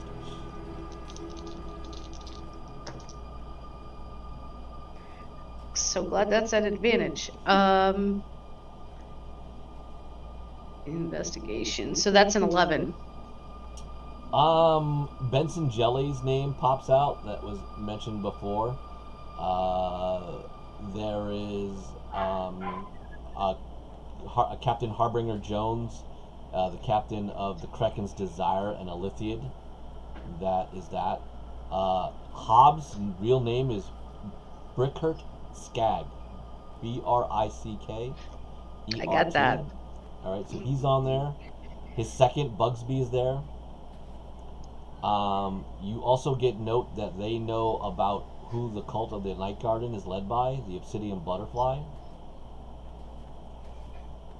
And Lotus and Tiger Lily are lieutenants to this woman.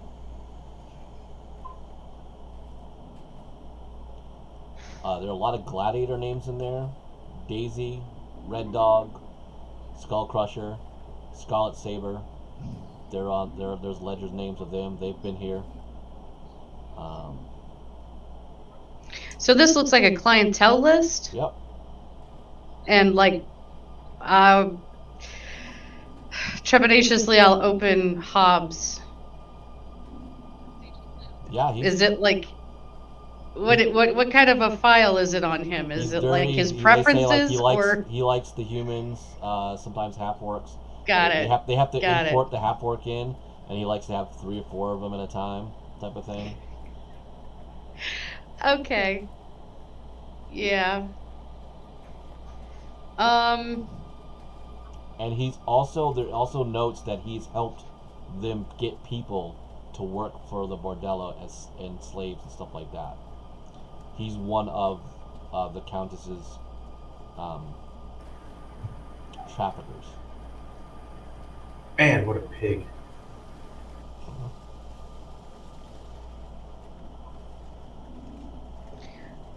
Okay. Are there, in regards to that, does there appear to be any names of people that have been trafficked? There's names, but there's nothing that would stand out that Okay. you would remember or know of. Some of them are pretty well dated. Okay. As vampires, some of them probably you don't even know if they've survived or not going in, because the Feng's port, is brutal as a city. So. Well, specifically, I was looking for maybe names of family members.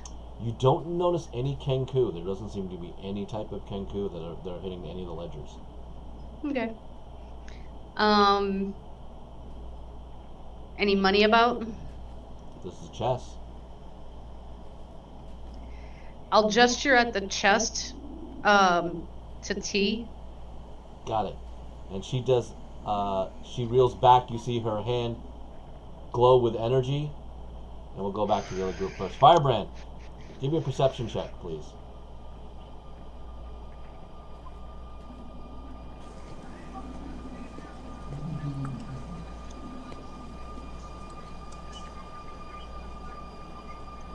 $12. You don't notice your Kenku friend Russell amongst your group.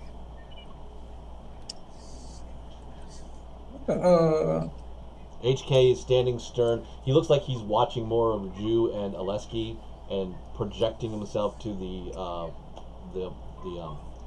women, the ladies of the evening, to stay away. HK, Yes. where's Russell? Right. Oh, no.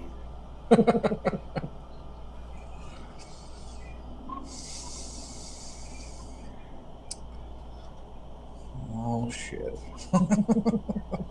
Well, Just play it cool and see if he comes back. Indeed.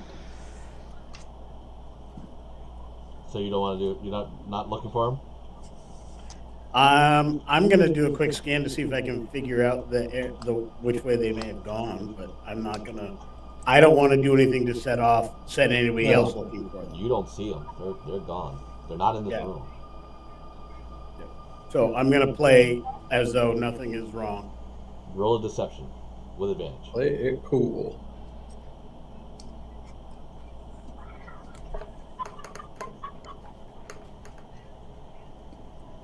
$24. Okay, you think you're, as a man of being a warforged, you're pretty well lit. Keeping it Cool as a cucumber. cool as iron. The other side of the pillow. All right. Zindra, do you reach out in 10 minutes to Nashimi? Indeed, I do. And she goes, the names that will help would be Nyx and Osiris. Silk has some alliance, some pull with them from a pantheon of this other world.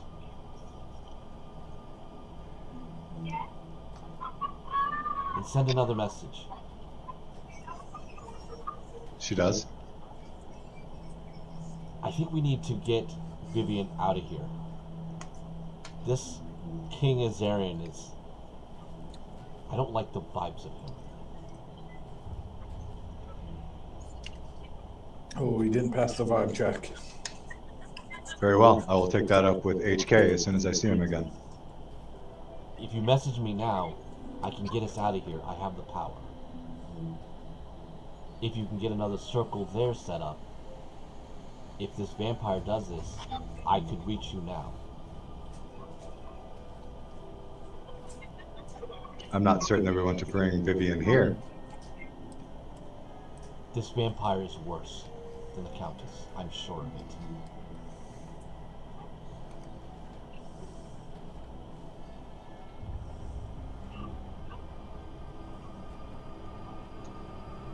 Very well. Let me see what can be arranged. And Zendra will relay that to the Countess. The offer of assistance and patronage to Nyx or Osiris from the new pantheon of gods that are coming over to the new world. Should we succeed? That was the gist of that, correct? Yes. 2 new gods of the dead to ally yourself with. And to seal this deal, if we could help finish creating a circle on this side, one of the other paragons of the new pantheon, my cousin Nashimi, could arrive as well to speak for Silk. To help your house out? I see no issue with that. Especially if you're getting us an alliance-ship with these new gods as they usher their way in. I like this arrangement. So... And that way, you're covered either way. Should we fail, Hades need never know. Should we succeed, I have your and we will word- succeed. I have your word of bonding to this, ladies and gentlemen, of your house. You have my word of bonding that we can help make sure that you have a new gods of the dead to ally with, and your relationship with my house in general would, of course, continue to be directly dictated by my grandmother, not myself. I have no power over that, but we would definitely ensure that you have the ability to link with Nyx and Osiris and be protected from Hades once we have succeeded. Lady Daedra behind you goes, Countess, are you sure we wish to do this? The Dark Sun is a very dangerous adversary. The Countess smiles and goes, he is, but he is tied with faults. I like this one. She is definitely becoming powerful, and she's the chosen of the Raven Queen. These gods will come through. Silk is not one who's ever seen much in terms of failure. I want to back the winning side. As you wish, my lady.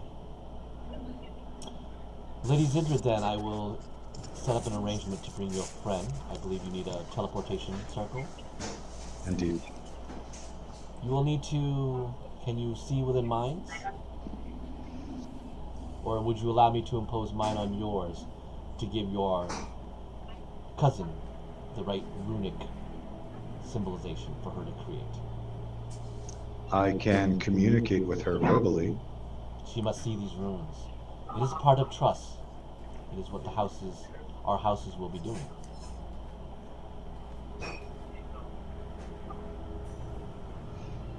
Sending a prayer to the Raven Queen to protect her mind.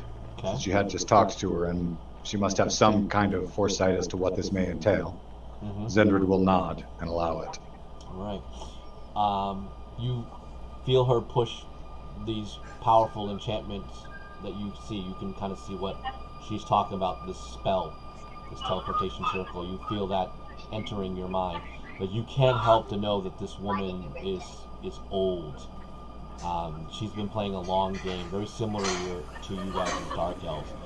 It is oddly how this court is similar to the old ways of your people.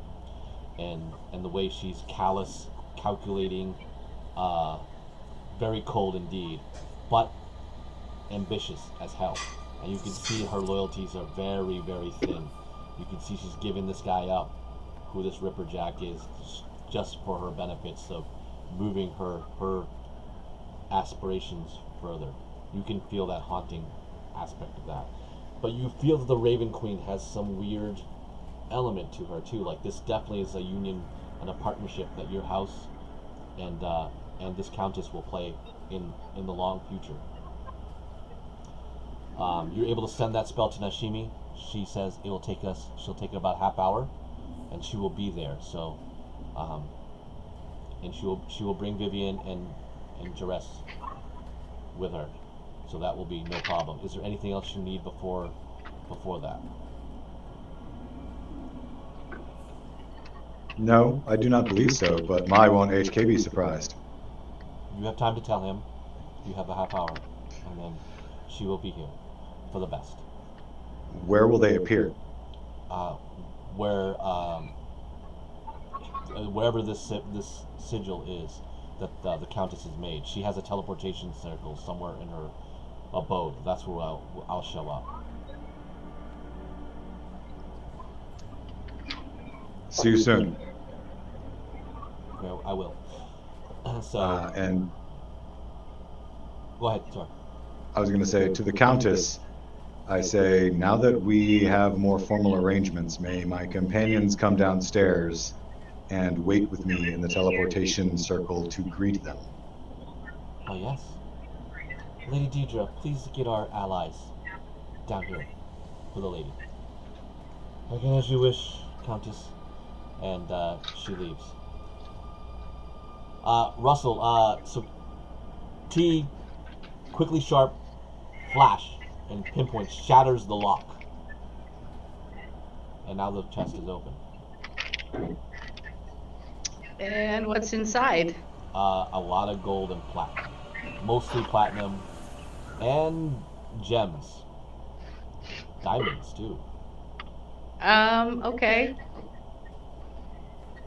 I don't want to, I mean, I have a thought to cover any of our tracks, things we've moved or whatever. So I will have no problem, say, grabbing a handful or two of platinum, any diamonds that I can see. Okay. I'm not worried about the gold. T goes, check out this necklace, Russell. She puts it around your neck. Nothing, not obvious. Nothing traceable. You're gonna, what are they gonna know? Fine, she puts it down. Rings? Lots of rings. I hold up feathery fingers. Like, Okay. You have friends. She puts on a couple rings. Actually, one thing I forgot to check. course, I don't think I have it. Nope, I don't have it.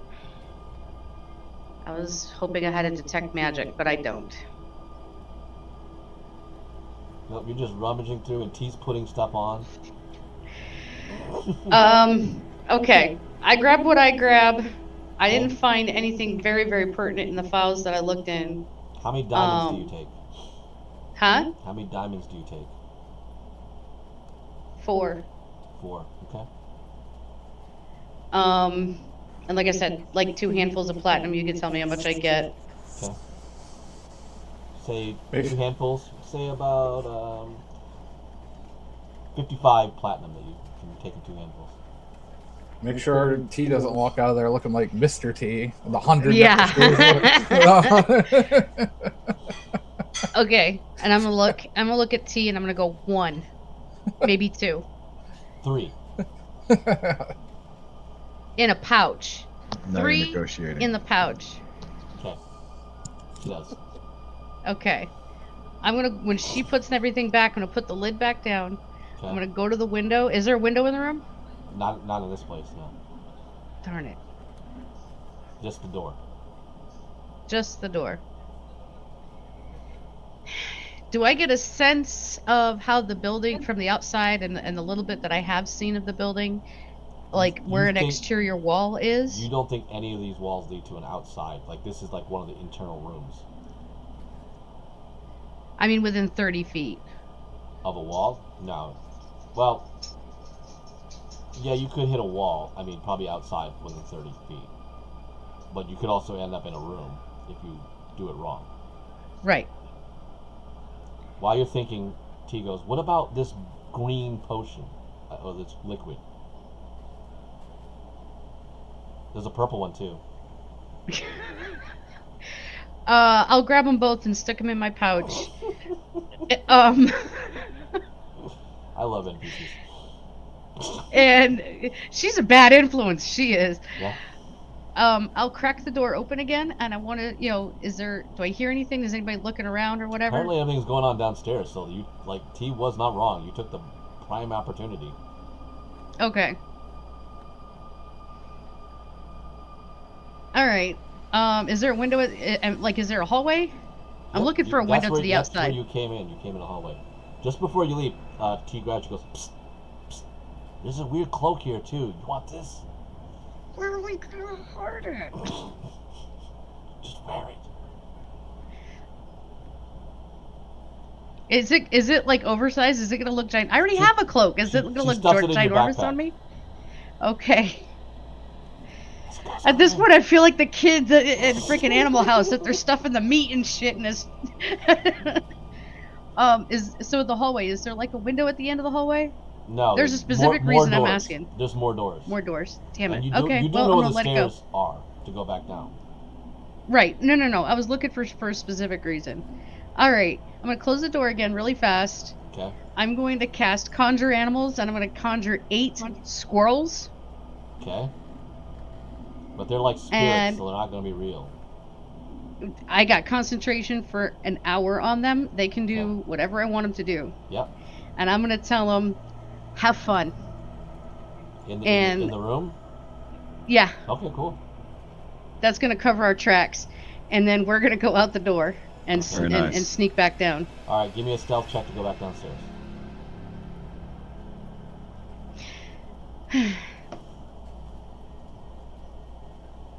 It's not as good as I would have liked. 21. 21. All right. Give me back down. After, it seems, probably like 20 minutes, HK, you barely catch a glimpse of Russell, somewhere coming out of some of the tapestries against the wall. You don't know where. And I'm going to look T up and down to make sure there is no, obvious bling sticking out that wasn't there before. I don't want our little soiree looking. Perception? Yeah. Perception 18 plus 7, that's what, 25? Jesus, yeah. She's got 4 rings. She apparently put on some earrings. She's also wearing a necklace. and her pouches are full from before. I'm going to. Is she wearing like a high neck shirt or a loose neck shirt? Loose. She's a monk. She's loose. It Okay, sticks out. It's. She has never had any jewelry before. Right. So I pull the earrings off. Ah! I pull the necklace off and I stuff it in my pouch, and I go like that at her at her nose, and then I step out into the room. HK, you saw all this.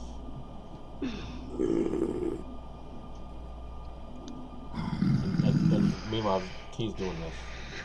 Well, I would have stripped her down before we stepped out into the room. Yeah. Well, he's got a high passive perception. So. Okay. Since when did T get so sassy? Well, she's always been sassy. She's never not been sassy. All right. If you guys do anything or talk to Russell now, all of a sudden she's just there with T, and none of you actually seem to notice where T was gone. I'm not going to say anything at this point. I have some stern warnings when this is done, but nothing I'm going to say now. 10 minutes later, the madame shows back up, and she goes, "Your presence is requested by ladies and gentlemen. All of you, please follow me." I will make sure I go first, and I'll look at Jew and give him the take the rear kind of glance. Okay. You will recognize that black Warforge as you guys go back down the stairs. You had crossings with him before. Now, that was original timeline, definitely, but did we fight him on the second timeline also? Nope. Okay. You defeated him. Can I get a history check to remember his name? I don't think a name was given to you when you talked to him. Okay. I'm not going to have enough time walking past him unless he's following with us. At some point, if I'm around him for a long enough period of time, I would like to size him up to see how much he has improved since when I fought him the last time. He's going to wait to follow your last member. Okay. Who is going to be the last member?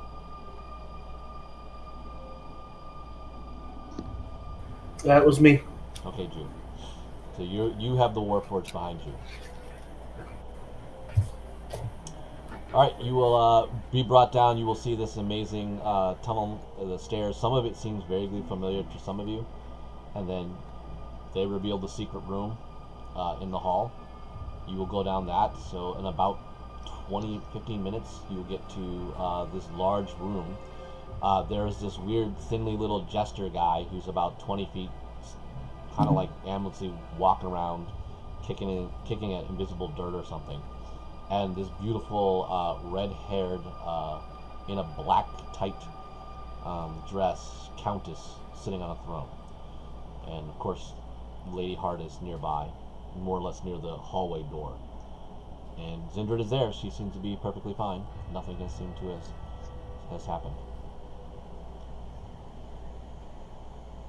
I'll position myself closer to the Black Warforge. He kind of left you on the halls. But he did not enter? No.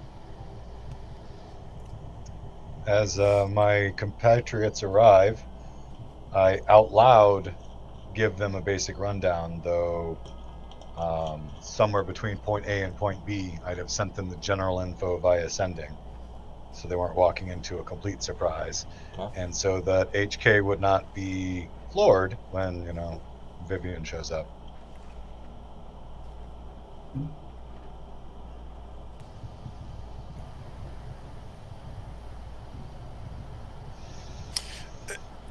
Nishimi is coming as well? Indeed. I'm not certain exactly what it is that has her so alarmed, but there was not time to wait, and this was the only way to make sure that they were able to leave, she felt. If this is via sending, I will definitely respond. Vivian, as long as Vivian is safe, and I trust Nishimi, if she says this is how she can keep her safe, then I trust this is the way to do so. And Zindred will reply via sending during the sending part of the conversation. She should be safe, and that's why I bargained for all of you to be here when they arrive, to make sure that we can keep them that way. How much time do we have before they arrive? 10 minutes.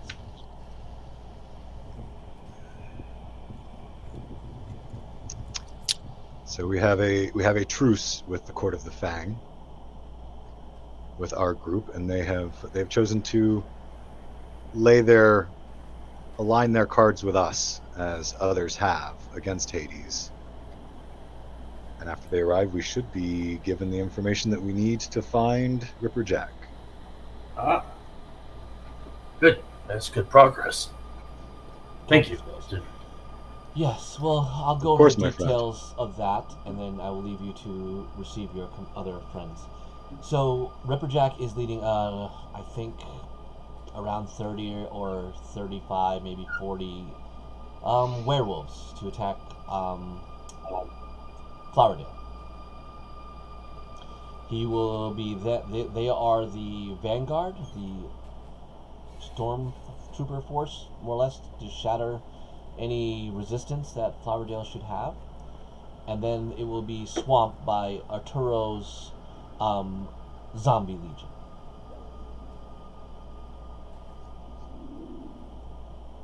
Werewolf vanguard followed by zombies.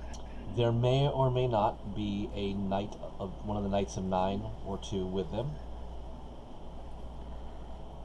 But I do not believe they'll have any magical aid, so your wizard should reign supreme in that regard. Thank you very much. And how far away is Firedale? It's about 5 weeks, 4.5 weeks, depending how fast you move, because it's a couple weeks to Greenwood. But I believe Greenwood has been. A lot of the residents have fled. It's kind of deserted at the moment, so you're not going to get much in terms of supplies from there. And when do you expect Ripper Jack and his forces to arrive? Can we get there ahead of them? Well, he's chaotic in his plans. That is why I don't have such feelings for him. He gets wanderlust. He's supposed to be there in about a few months. I believe he's still doing some activity in the west, around the coast. Ben, And do the we Undead know Legion from is the slow. You said how long? 3 months. Ben? Do we know from our knowledge, since we've traveled around a bit, can we cut down the travel time by boat at all? No. Even if we went overland. Flowerdale is a mountain. It's like up against the left side of the mountain. But with 3 months, that will be too late. We need to find Ripper Jack sooner than that. How do we reach him now? He could be on the trail, moving about. If you want, I could try to send one of my vampires out to go and find him. They have the ability to fly, so maybe make more time. But you would have no militia, unless your brand is as mighty as I have been hearing about. You could take on that type of number. I could try to lure a bait if you want that more. But it would be going against the dark sun, so it would be difficult, so the bait would have to be juicy.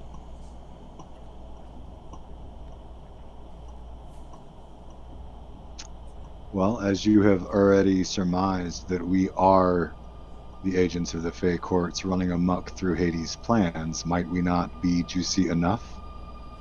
Should you offer information of us being nearby? So let's go 2 weeks. Is that good enough time? 2 weeks at Flowerdale? At Greenwood. At Greenwood. Flowerdale's too far, but Greenwood all your people have fled. It would be a deserted area, so. Well, at least the people would be safe. Yes, so you could do your little battle within the town. Zindert looks around at her companions and sees Zhu nodding, but Zhu often nods no matter what we're saying because he's not really sure what else to do sometimes. HK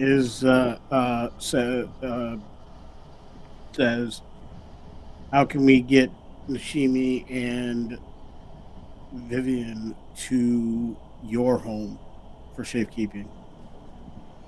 There are agents of House Sinvilia here, I assume. She's speaking directly to the Countess in response to HK's question. I have one of your fighters here. That's something. I don't have any of your mages or such. His name is Shade, is what he likes to go by. And how do you contact my grandmother? I can go there. I have the power. What about the other drow house in the city? Are they allies? There are no other house drow here. The other drow here are independents. My grandmother is willing to accept it.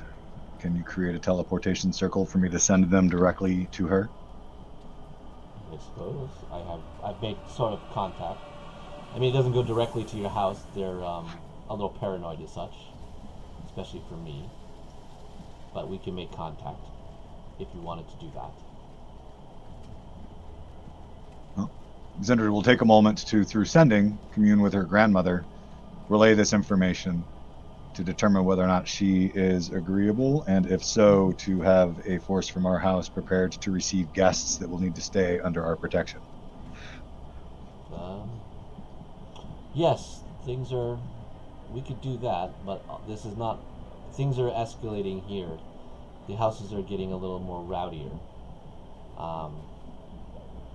We're having to shore up more defenses. We've contracted another group of orc tribes to help us do a little bit more of a thicker picket line and reserves, but I think they're getting bolder. Do you actually think that they would be in danger within our own house? We can protect our choice makes it.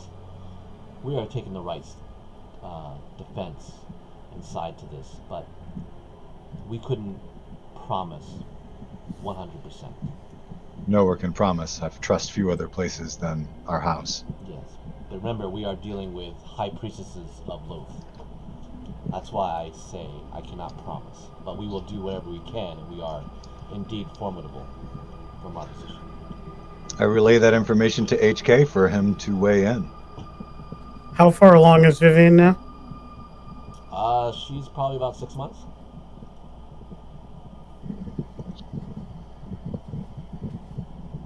You didn't let Aleski near her, did you? It was before then. I know. I couldn't help myself. He's got his own birth problem dates to worry about. Allegedly. Allegedly, true. There is no place that's going to be truly safe. So I'll just tell you, once she's here, I will ask Vivian, and she can decide. Very well. Because if there's no place that's safe, then we should be together. Then I guess we're waiting on Vivian to arrive before we make this decision, and I let my grandmother know. Hold, please. All right. Well then, once everything's settled, you have your information of now. You know, Arturo is the main body of the army that Ripperjack is a part of, with some vanguard werewolves, and there could possibly be 2 Knights of Nine with them. And they're going after Flowerdale, but the Countess will send a ploy to them to meet you at Greenwood to say that you're all there waiting to be ambushed. So that is what she's going to go out and do. The Countess leaves you. Lady Deidre also will leave as well, leaving you with a weird jester guy. And I know you will ask, he is also a vampire. Since meeting the lieutenant, I've assumed every creature beyond that secret door was a vampire and haven't bothered to check. Pretty much. Within moments, I'm going to take this, 7 or 8 minutes I have to primp and polish the armor and all that kind of stuff. cool. All right. Just a tactics clarification. You said there were 2 Knights of the Nine with that army. Are we assuming one is going with the werewolves and one with the zombies? The way that I took its statement was that the 2 Knights of Nine were maybe with the zombie horde as its leaders. This is Zendrid's reply, because I don't know either. I'm just giving you what she thought. I don't see Ripper Jack playing well with others. Okay. Would that be okay? And that's well, when you get to the location, you can do more military type of approaches to figuring out what's going on. Yep. Right. If we got 2 weeks, we want to get there in a week and a half so we can set up. Okay. To me, the word vanguard means that the werewolves will be ahead of the main force. So, Yep. Nashimi, Jares, and Vivian all arrive. I immediately embrace her. As she is showing, she embraces you back and goes, "Wow, this was weirdly in a rush as things go, but I'm well, all's good." We're in treacherous times. There is no safe place of keeping. The choice is yours, whether you would go to the House Cinevilia for protection as best as they can muster there, or would you stay by my side knowing that we are about to go into battle versus forces quite extreme? Well, it'll be a little dangerous, but I'll be nearby. How's that? Excellent. I am stronger with you with me. And without moving her lips, in your mind you hear, "I'm always trying to be beside you. You've changed my world for better."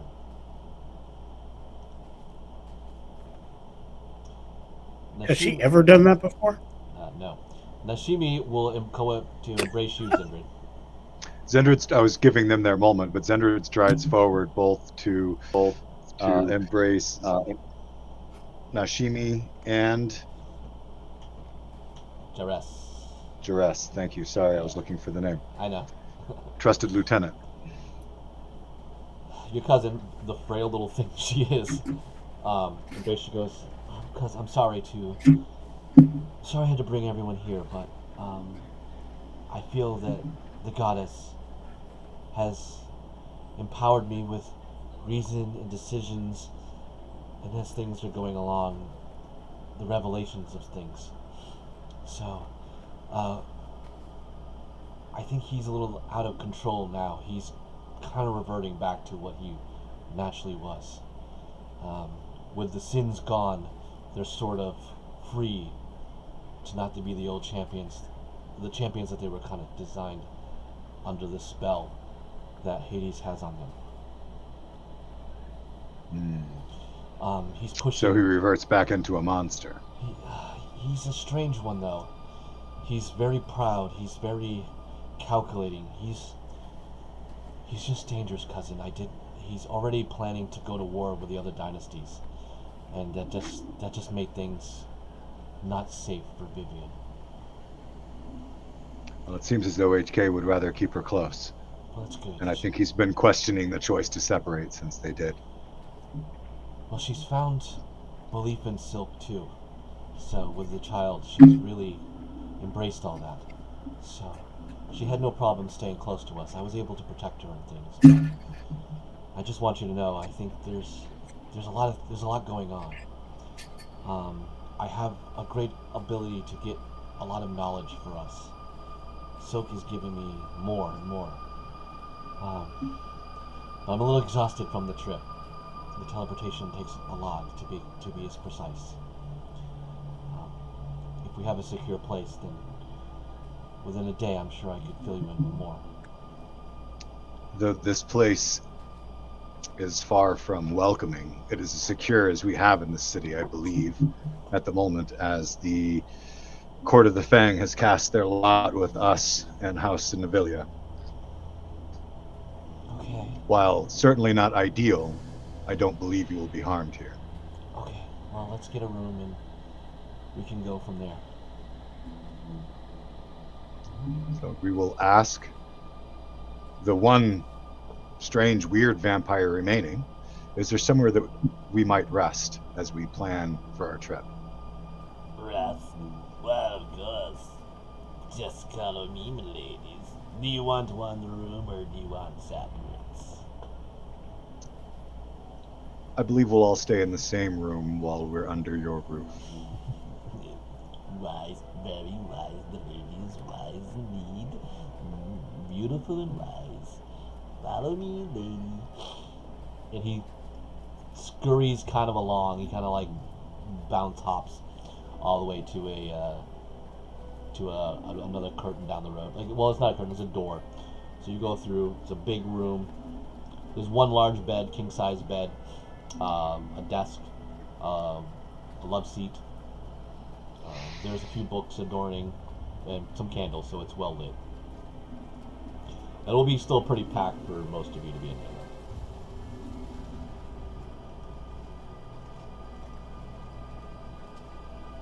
Tight quarters, but unless any of you disagree, I thought perhaps we should stay together. It's probably the Fine wise with it. choice. It's safer. I'm sure we can all squeeze together and make room should we need.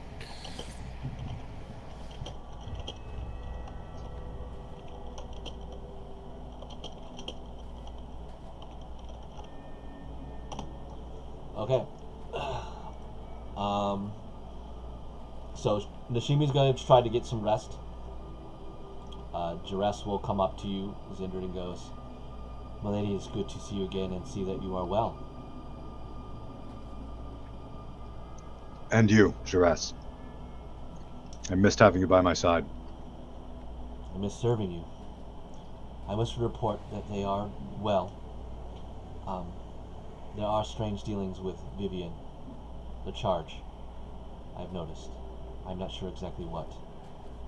Also, this king that she speaks of, he is mobilizing. I expect war along Spero soon. I suspect that there's no way to avoid war with all of the chaos and the wind. While we deal with the affairs of the gods, we're going to have to trust the rest of the populace to take care of themselves, I believe.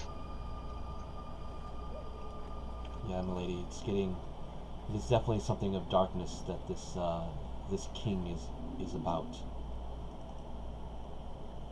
Well, I did. Don't know if he'll recall, but I did warn him when we met last that should he show that he was not what he claims to be, Kismet and I would be back to reap him and his family. Not entirely certain how that will sit with HK given current developments, but if he truly is becoming evil, as Nishimi indicates, and has the plans that you do, perhaps, hopefully, HK will see reason. I don't want to say too much. She kind of whispers close because I don't want to say too much for Aleski. I remember his attitude before, but the Church of Aphrodite, the Church of Athena and the Church of Ares are no more within that dynasty. Within his kingdom, he destroyed both? Yes, my lady.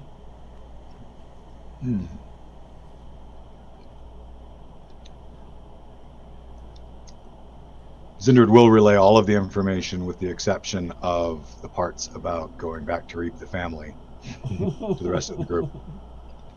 Okay. Just leave out a detail or two, that's all.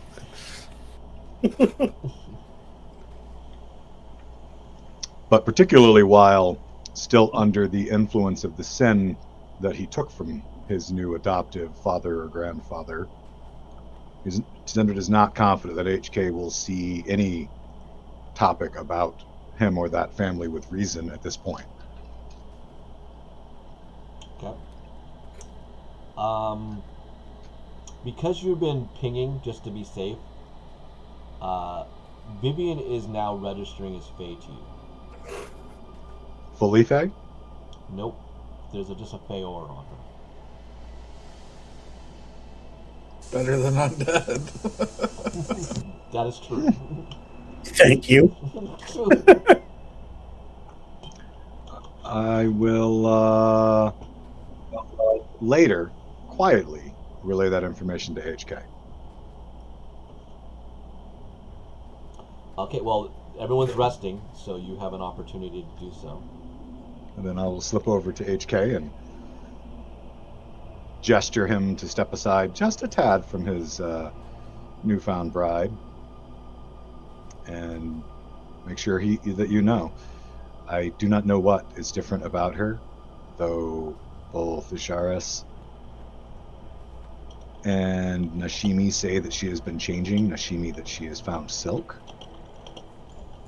But Vivian gives off a Fae aura now. That's not necessarily a bad thing. I simply wanted you to be aware. I trust her. As do I. I just simply felt that information wasn't everyone's business. Thank you. I'm glad I'm sending you a personal message for something else that you can decide. Okay. This is coming through Facebook chat? Yes. As anybody wants to do anything particular, so basically 3 people have returned, so Vivian, Jerez, and Nashimi are all with amongst you. Nashimi and Vivian are kind of resting. They seem to be, for each of their situations, are worn out. Jerez is definitely still sharp. I would definitely, before they went to rest, personally thank Nashimi for her protection of Vivian, and express my gratitude. And thanks. She Well, returned, which so is of course. It was a pleasure.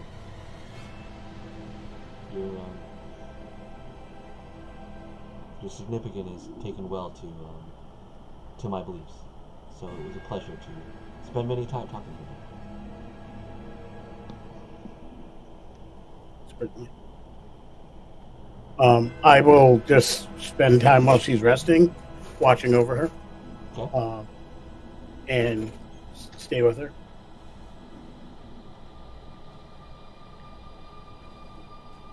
Russell will ping on that hunter's mark one more time before she goes to sleep. That was on The Madam? what was her name? Tiger Lily. Tiger Lily, yeah. They're outside. Probably you still pretty much think pretty like a house or two in that spot. Actually, I take that back because when I cast summon creatures, I would have lost the hunter's right, mark because that's they're right. both concentration. So never mind, I don't have that. That's right. I will, however, when I settle down, which I'm assuming that T is nearby, kind of get her eye contact and kind of go give her a shrug, and in my head go, who the hell are these people? Yeah, I don't know. Once in a cousin. Is that his girlfriend? Weird. I thought it was made of metal. You want me to ask him? I'll do it. So while you're standing there, HK, within probably 10 minutes, T will tap you on the leg. Yes. Yes. Super curious. Is she your girlfriend? Is my wife. Wife. Oh, wife. Wow. Baby? Mine. How? Pardon? Well, I thought you were like all metal. I am. Just gotta know. Well, Russell's gotta know. I wanna know. Mostly And me Russell wants to should know. ask. I am asking for Russell. That's what we got. That's why we're up here. Hmm. We're like 2 leaves connected to the same tree. He's got a good set of nuts and bolts on.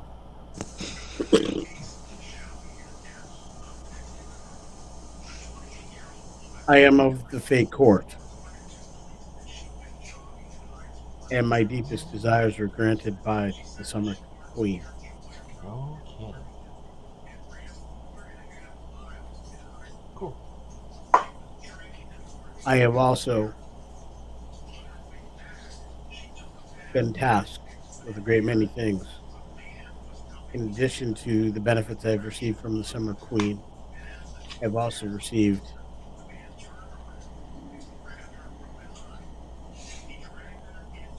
benefits from Silk.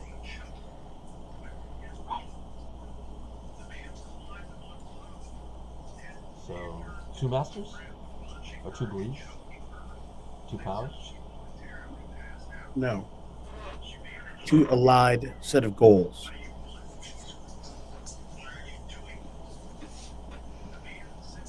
I am forming my own ideas of who and whom I serve. Currently, my family and my friends. But I am drawn to a power greater than even that. Their strength, my family, my friend is mighty. But the power that calls me, once I learn enough to serve it properly, will be my calling.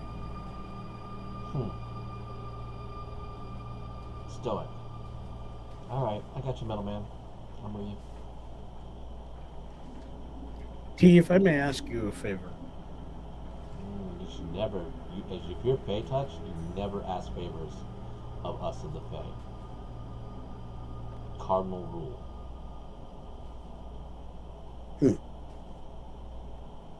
This is true. But I've seen the way you protect Russell. Yeah? And the way you defend her even when she may not wish that protection. And I would never ask you to do anything to lessen your ability to protect Russell. But if you could see your way to offering that similar protection towards Vivian and my child, I worry about the situations we're going to be in. I need people I can trust. Well, I want to do it for sure, but we kind of serve the Autumn Queen. And she kind of said, Firebrand's the person we need to protect first. So, so if someone's throwing a big old javelin at the party, I'm gonna push Firebrand out of the way. I'm sorry.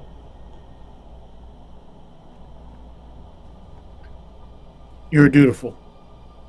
But if they're throwing it not at Firebrand and at any one of you other people, I can catch it. I got talent.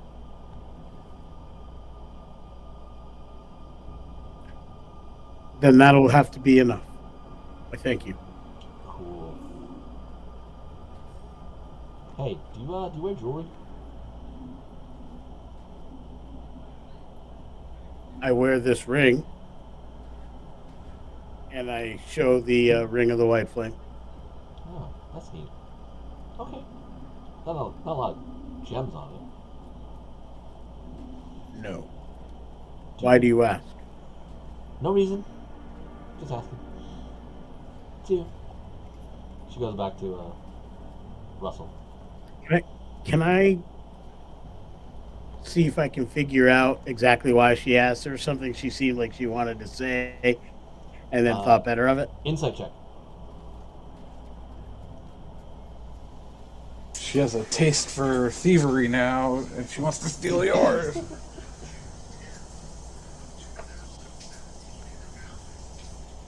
That's 26 off a nat 20, baby. Oh man, she rolled a 19. That was, you're talking close. You're talking close. You think that she's, maybe there's something to helping you, and then she got, you feel like it had something to do with maybe where she took off. but it's very slight. You're not positive that could be that, because you haven't really figured out really what those two are up to a lot. Yeah. I'm going to have to keep a better eye on them. That reminds me. The other thing that Russell's probably going to do is kind of saunter over to Oleski, grab his hand and hold it palm up, and drop 2 of those diamonds in his hand and curl his fingers around it, and then turn around and walk away. Okay. And say, How big are those diamonds? Not for hookers. Tragically, they're only worth like 100 gold each. No, Right. they're worth 300 gold.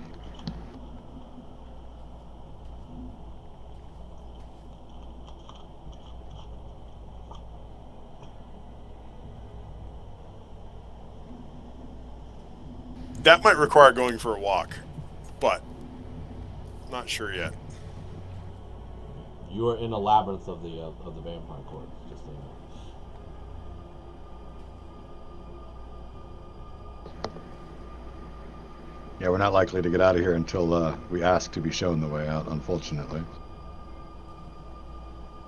Okay. And then he doesn't want to leave the building. He just wants to go upstairs. Exactly. And Russell kind of goes, "Oh, light bulb for a second. What's the light bulb? Match."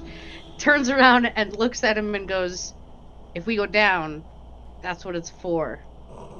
Not that kind of down." And goes back to her little nest that she's made. I'll give you inspiration for that one. That was fun. Oh, thanks. All right. Anybody other conversations? Alexi's going to walk back over and follow her back and basically take her hand and put the diamonds back in, curls her, feathered fingers over. Apollo no longer cares. And then go back to his place of sitting.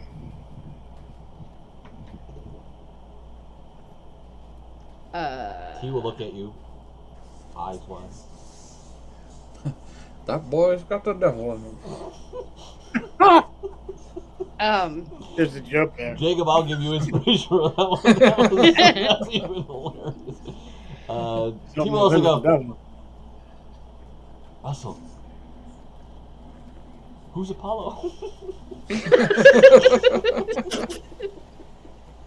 Okay, now I definitely have to go for a walk.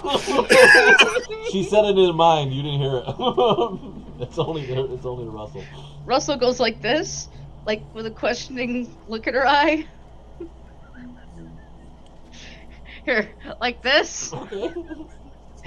Oh. But then she giggles. she'll pocket the diamonds with she'll put them back. Well, Zindra can use them.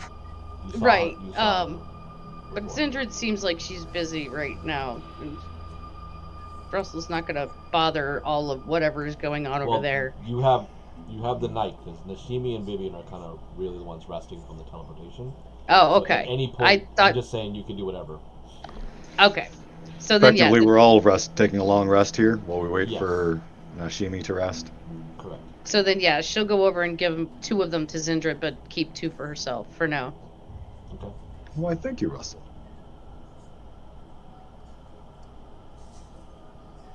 Out of game for that purpose, they need to be $1,000 or 1,000 gold piece diamonds. So, but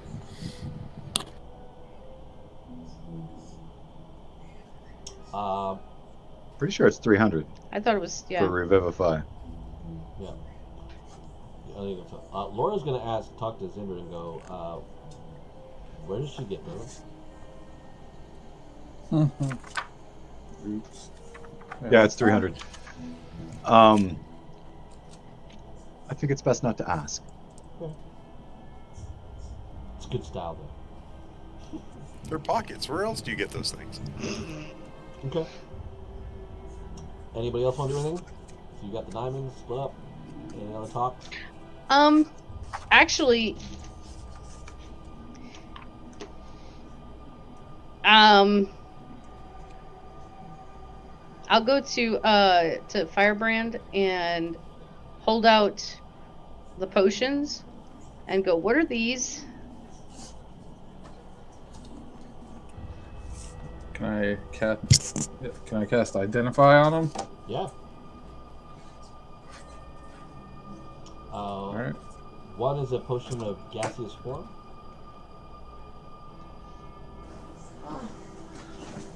I assume that's the green one. Yep.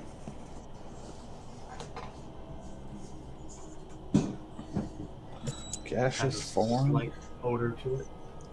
And the other one is a stone skin potion.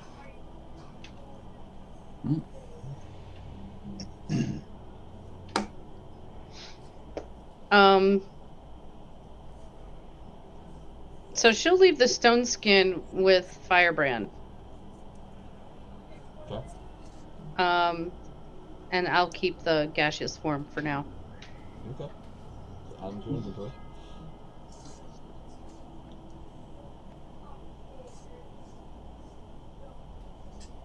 Anything else?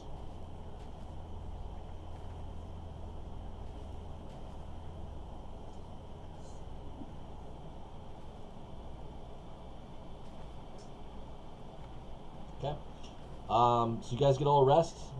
In the morning, Nashimi is rested, so she'll take a breath and she'll basically sit at the desk and look at you, her cousin, and go, thank you. I guess, what do you need to know? I'm here to help. I'm energized again. You said you had a plan to get us lots of information that we would need. Yes, so you understand spell. I can legend lore anything. So I can gather pretty well information, whatever direction you want to go in. And I have the teleportation rings, so we can kind of move about a little bit easier as you need. I pushed my training pretty hard, and Silk has answered my call. So teleportation rings and legend lore.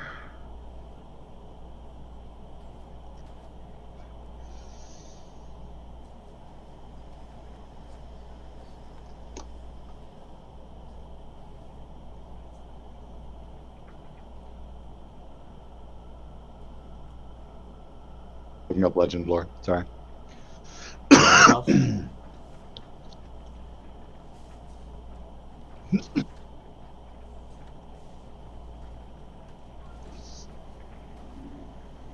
You got a long rest, right? Yes. We did. Okay. Okay, so it only works if what we're trying to gain information on is of legendary importance, but most of the things we're dealing with are. That's pretty handy. Mm-hmm.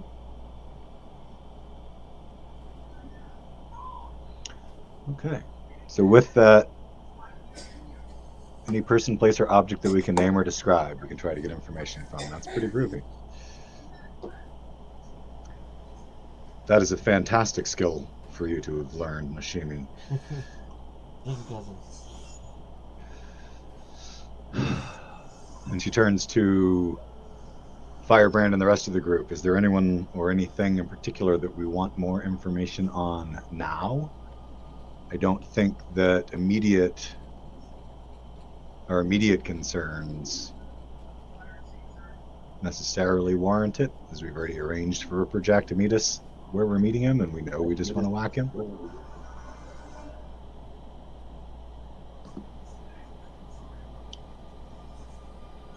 I mean, as much insight as we can get on Ripper Jack is best to help us tactically. We have an idea of how many people he's moving with. Well, then you and HK both were the closest to him. I mean, you and he shared an intimate moment, from what I understand, Zhu. So if y'all would give Nashimi a detailed description, and Nashimi, if you'd be willing to use your magic to help us with our next opponent and help us learn anything we can, it would be fantastic. I'm of your service. We're also seeking Arcturus, and we know that he is running in the same force as Ripperjack. But perhaps if we could deal with him separately, split the force per se, maybe information about how to approach him in a separate location would be helpful. Well, for casting, we can only do one, so we can start with one and then do another probably tomorrow. I imagine if she just got this ability, she can only do it once a day. I can do those 2 questions. If you give me a moment. Oh, you can do both. Fantastic. She's got up there a little bit level. All right. So first, we're gonna do Ripperjack. Sit back. It takes a while. She rolls an enchantment. She's calling upon spirits. You see tendrils of whispery smoke protruding from her an aura surrounding her, and she goes, Ripperjack is something different of normal lycanthropes. He is very close to being that of the dread realm that ties itself into the Shadowfell. He is what they say is a Lugaru. Oh shit. That is why his affliction cannot be removed by our known spells. He will have legendary abilities and very, very strong. He has worked a while for the Dark Sun. He was apparently a pirate of some sort, and he has a number of items that he has at his disposal.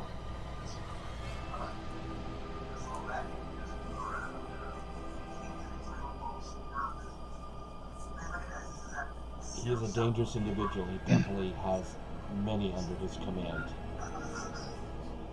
But defeating him will definitely send a blow to this Dark Sun Lich. That is what I know. He's definitely of this area. He definitely habits around a lot of the Fey Woods.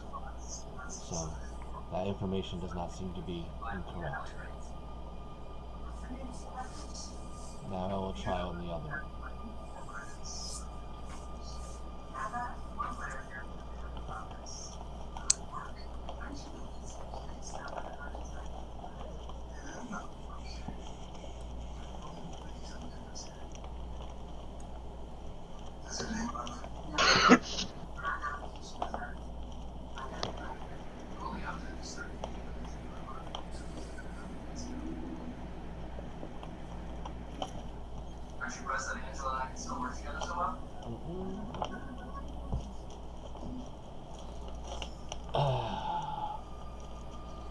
Turo was a wicked knight. He served Silk long ago in this other land. Some organization called the Dread Order. He was one of their great black knights. He's different now. He was killed, but now he's different. Hades has made him more of a white. He's not all that powerful. He's the weakest of the sins. But I think he's riding with other knights around him, draining the life of others.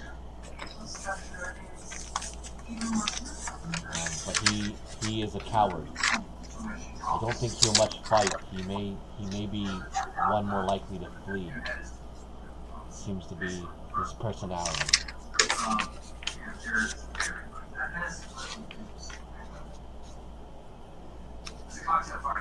There's not much else on him.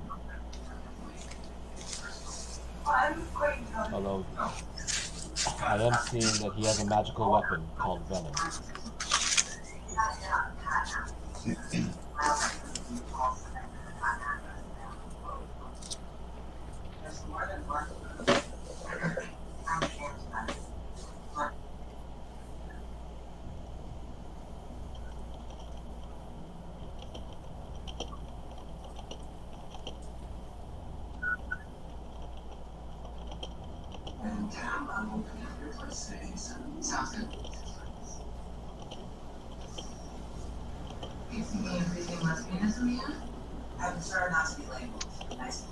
So there's definitely more about both of them than we knew before. Thank you. Of course.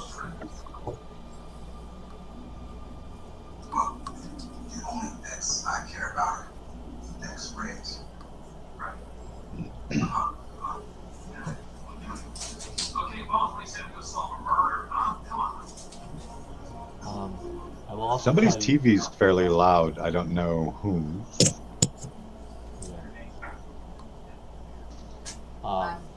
She will also say to you, I didn't want to say too much to the others in front, and this is just to you, Glenn. She goes, I can really, really connect to Silk now. I feel that she can really come to my aid in times of the most desperate need. I do not wish to call upon her unless that was the case, because the veil of pushing through would be difficult, but she favors me a great deal, simply. Understood. We will have to only ask for her intervention should we truly need it.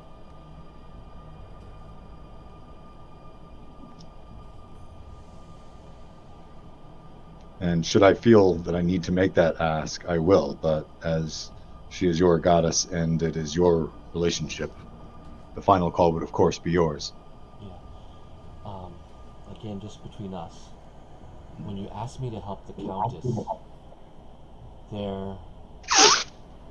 I learned that she's part of another pantheon, more than the goddesses that our mother and grandmother know. I found others. She's from a different realm, Sigrid. She is definitely already worshipped, as we expected, but there's more to it. She has an odd power to her. And she's speaking about the Countess? No, Silk. Silk, okay. Well, she meant like when she talked to the Count, when you made the ask the Countess for help. Yeah. Because Nyx and Osiris are names that you have never heard of. Your religion is good enough to know that you have never, ever, ever heard of these gods. Right. Cinder just kind of took that part on faith, knowing that we're working on trying to bring in another pantheon of deities. But again, you remember those weren't names part of your house. Remember the Raven Queen, Tiamat, Silk. Were names, like there were 4 of them. None of these names ring a bell to you in that regard either. So that's why she's a little giving you something else.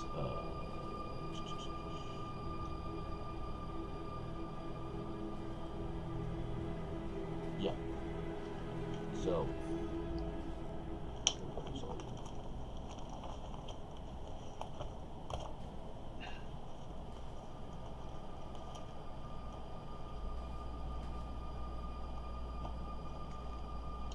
Okay, so you guys have that information?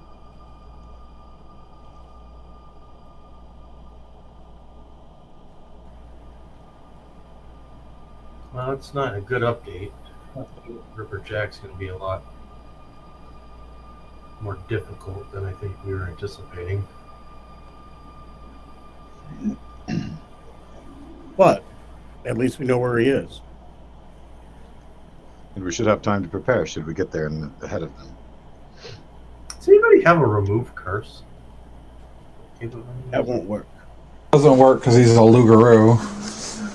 It's different. It's like a beefed up werewolf. He's basically a Dread Realm werewolf. The only way to remove it is that's why you had to kill him. His death is the only way to free yourself. Other lycanthropy would have been able to cure it with that removed curse, but it has to be his death. No other way will get rid of it.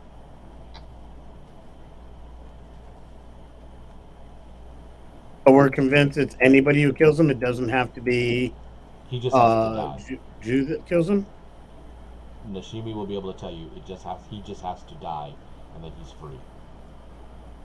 And will all of the thralls that he has turned be free? The Correct. werewolf thralls? He is the alpha. He's ground zero, so to speak. So if there is a force of werewolves to be reckoned with, Yes. it is a solid bet that he sired them all. So if we focus on him in the fight, once he is dispatched, the rest should no longer be a threat. Theoretically.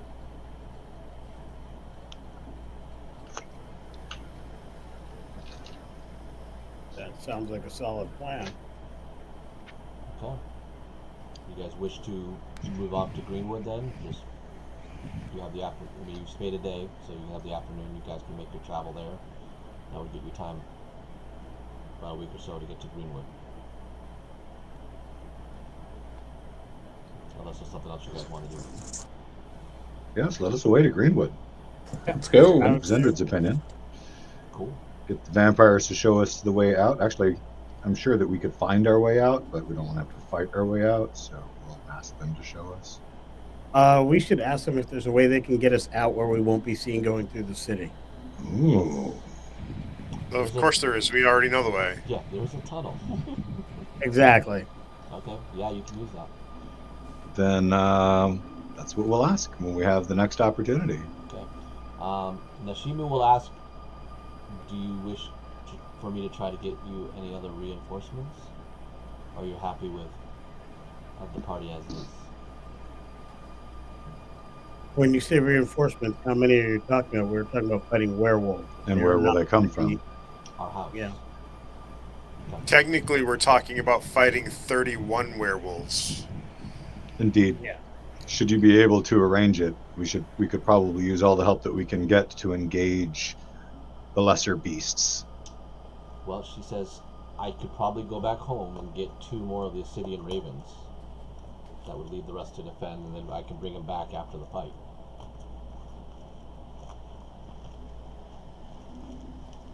That's additional healing and swords, so absolutely. You gotta tell me who you want. Whom did I send? Whom was sent home? Let's see.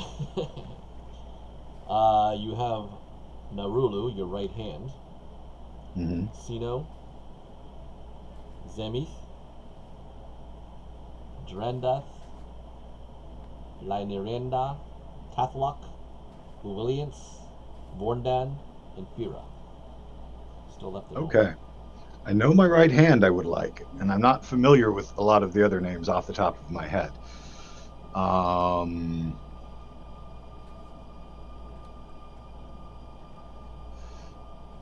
Which one of those other names is the best fighter with the most well-rounded support and healing capability? Okay, let's see. We'll go. Sino Umbamir is good, too damn good. He is also of a low-born house, but rose quickly as an officer in the Drow ranks. When the order was forming, he was chosen because of his credentials. You respect his skill, but you hate his smugness. He pushes it knowing you're not a priestess, but grants you authority over him. If he wasn't so useful, you would have killed him to teach the others a lesson about arrogance. Maybe it's Now I remember him. Zamith is your pious religious zealot of the Raven Queen. He revealed his calling and it brought him to your order. He is the seer of the religions of other gods and knows what the Raven Queen's quest is seeking with a new god, so he's probably your best healer. Zamdath is Mr. Lucky. He is clumsy even for an elf, yet somehow he has survived every encounter and oddly proved useful. He is a clown and many times annoying, but again, a lucky rabbit foot is better to have the chance than without. Linarenda is your least favorite of the Obsidian Ravens. She is just a dreary even for a drow. As weak as it comes, she expects betrayal from Loth at every given moment, yet she is skilled in blade and blessing. Somehow the Raven Queen likes her. It is what probably explains the difference of being divine and mortal when you have to deal with someone like her. Tathlok is the black flower of the Obsidian Ravens, men. Many a priestess has slept with Tathlok as he is handsome and built. He has taken advantage of this because he is dumb as a troll. You almost cut off his manhood when he came out of a raid forgetting his pants. If you didn't think it would make a lot of the enemies offering him You would have done it already. Oviliance is the poisoner of the Obsidian Ravens, and she's very good at it. The bolts used by or are effective. So she is coming against the dwarves of Forstad to turn their shield walls in your order's direction because of her effective poison. She is also odd as they come and just as unpredictable. And she's used the substances to mess with other drows' minds. So she's messes around with stuff. Vorndan is basic in demeanor and skill. He seems more about carrying the life of simple creatures to your liking, but he follows orders. Asks little and is competent, just irritating to the people's steeds. Fira is the image of your order. She can't stand looking bad. Her uniform and armor gleam even in the Underdark. She is proud and loves to talk the order up. And basically she's the one that got you in that fight with the other house back in the day. You remember. So those are your people. So you want Narla? She's your right hand. Yep, and the zealot, who's the best healer. Zemith. Mm-hmm. All right. So Nashimi will take one of the trips and prepare before you leave. So it'll take a day before you leave out. So you have 1 day in Feng's port, and then she'll teleport them. And then she knows that she'll be able to get you back to you guys on the road.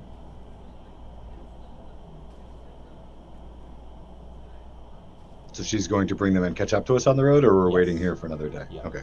Good. Good. But it takes 1 I day. didn't want to for- delay another day. Yeah, 1 day to delay, and then you guys can take off, and then she'll be back in another day or so, while you guys are making your way toward Greenwood. Okay. Is everybody else okay with another day's delay for 2 more bodies? Yeah. We'll need all the help we Yep. can get. Okay. So that will happen. Anything else you guys want to do during that day? Is there any additional equipment we should look to purchase?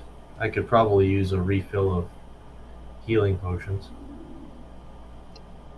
As we're trying not to be seen in the city, I will ask the Court of the Fang if they could provide us with a runner.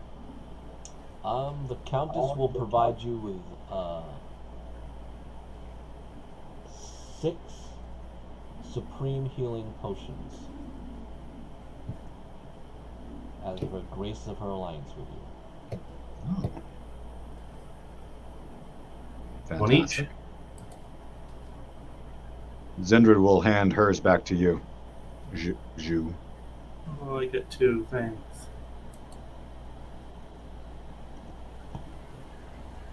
Saying, I can heal myself in need. Let's Must make be sure you nice. stay on your feet. What level of potions were they been? I said supreme. That's like the pizza with the olives and the anchovies and the pepperonis. Beware the green pepper. Beware the anchovies. I like the green peppers. I like anchovy. Ah, For some of your coin, probably around 500 gold, she could probably ascertain a pit fighter for you, or see if any of the more notable sellswords in the city could be around for hire. do we want to bring in mercenaries? She's addressing the group and talking about this. Personally, I mean, they can be there to take a sword thrust that was meant for you, but I've never been able to trust someone whose loyalty is bought. We started as mercenaries. There are honor among professionals. Very well. Then, as long as whatever mercenaries you choose are approved by Well, HK, I can look in the city, or I can literally go to Frog or Slate for one of theirs. gladiators. About that Warforged monk, he was pretty badass. Fair enough. Yes, let's go to Frog and Slate. They purports to be on our one of our supporters as well, as long as they can demonify our party members periodically. So you want Iron Hand, the Warforged monk. Yes. Okay. He didn't seem like a bad guy. He just wanted to kick some ass. Okay. Fair enough. We can find him some ass to kick. So, Zindard, take off 500 gold, as that will be used to purchase the service of a gladiator. All right. So on the gold front, just so you're aware, since our last wager and the previous one where we effectively had a fortune inside of a vault, I have no idea how much money we actually have beyond a ridiculous amount. Yeah. But do you have a number at all from before the last time? Okay. To my recollection, you simply said we had I'll say huge amount of money. We'll just round it up. You'll subtract from 100,000 gold. Okay. $1 billion. No, 100,000. That's quite a bit. From all the winnings. You have two champions, so. I'd like to get paid for my services in the gladiator. If we take off, that would be now 95,523. Okay. Or 900. Yeah, 95,000. Taking the time, the Countess, I remember HK asking, you could get your armor to make it adamantine. But that's going to cost you. Yes. That's going to cost 10,000 to put that on your body. I would like that to be done if that's possible, ladies and Already deducted the 10,000. We'll be broke again soon, I'm sure. Okay. Excellent. On the upside, I don't have the greed talisman yet. Not yet. Then it might be harder. Nice foreshadowing, Glenn. Really well done. You get inspiration for that. Aw, thank you. Does inspiration carry over from session to session in your game? Yes, they do. Okay, then tragically I already have inspiration. Keep it on hand. Maybe someday I'll give you even advantage out of the blue. All Fantastic. right. Anything else? The Countess is definitely being very helpful. Can we dip HK in silver? He's fusing with a Mantian right now. I already have silvered weapons. Magic or silver, either will yeah, work for a werewolf, from what I understand. And she holds up Kismet. So Kismet should do fine. Mm-hmm. All right, cool. Well, so Nashimi is going to get 2 more obsidian ravens. You will now have the services of Iron Hand. So those will be 3 new bodies entering your group to go after this army that is definitely coming your way at Greenwood. So we will end today's session here. We will pick up with you guys getting to Greenwood to save a lot of time. You can figure out your game plan in our Facebook chat, and that way when we are there I can pretty much have a table set with the forces arrive, so to speak. So you probably won't know exactly what you probably know one direction they'll come out of, but they may move around flanks, being a pack of wolves more or less. So you guys can assume from there. If you have any other questions about the NPCs, I'll be more than happy to answer those as well in the chat, and things like that. So pretty much get your spells ready. Everyone had a long rest. Everyone should be where you need to be, and we will be doing a big fight with all of you. The good news is we're familiar with that town. I was about to say, can we get a description of the town in the chat for us to work with to help us figure out, what we're dealing with defensively? Funny enough, one of your party members is the former mayor of the town. Yeah. Oh, good. So we should have exceptional detail on how things are laid out. Yeah, pretty much you'll know the buildings. I'll send a picture in the chat. But it's gonna think we have a pretty much map be of it. no walls. There's no walls. Yeah, There's no we have, other we defenses. have lots of maps. It's very open. So it'll probably be a lot of, it's a town fight, alley to alley would be your mode of combat.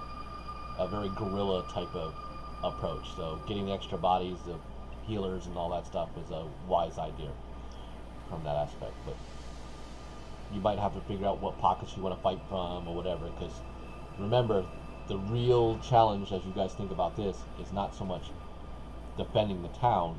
The town is just the bait or where you're at. It's getting to Ripper Jack. So it will take some of you guys probably moving in split groups around the map to try to get that accomplished. So, since we're all right here right now, the initial thing that popped into my head, just to throw it out there, the vampires are sending word to Ripper Jack that we will be there without knowing that they're coming. So the core group, with all of the extras hidden inside buildings, perhaps should simply be out as though they're taking a long rest and about to be surprised. I don't think Ripper Jack himself would be able to resist leading the charge against our in theory, sleeping band. Well, I can go one step farther, and I can create an illusion that takes up a 20-foot cube of like us at ease in our camp, unaware, or things like that. I can create a major image that should fool most senses. That'll come in handy. Even better. Fantastic. What about werewolf Lugaroo senses? They have keener senses than normal humans. And I bet he can smell Zhu from very far away. Zhu himself might have to be inside the illusion. in order to sell it. Perhaps some of us being real and some of us not would be the way to go. But we have time to discuss it on our journey. Yeah. So plenty of time. I had a question for Ben that will lead to a question for Rico.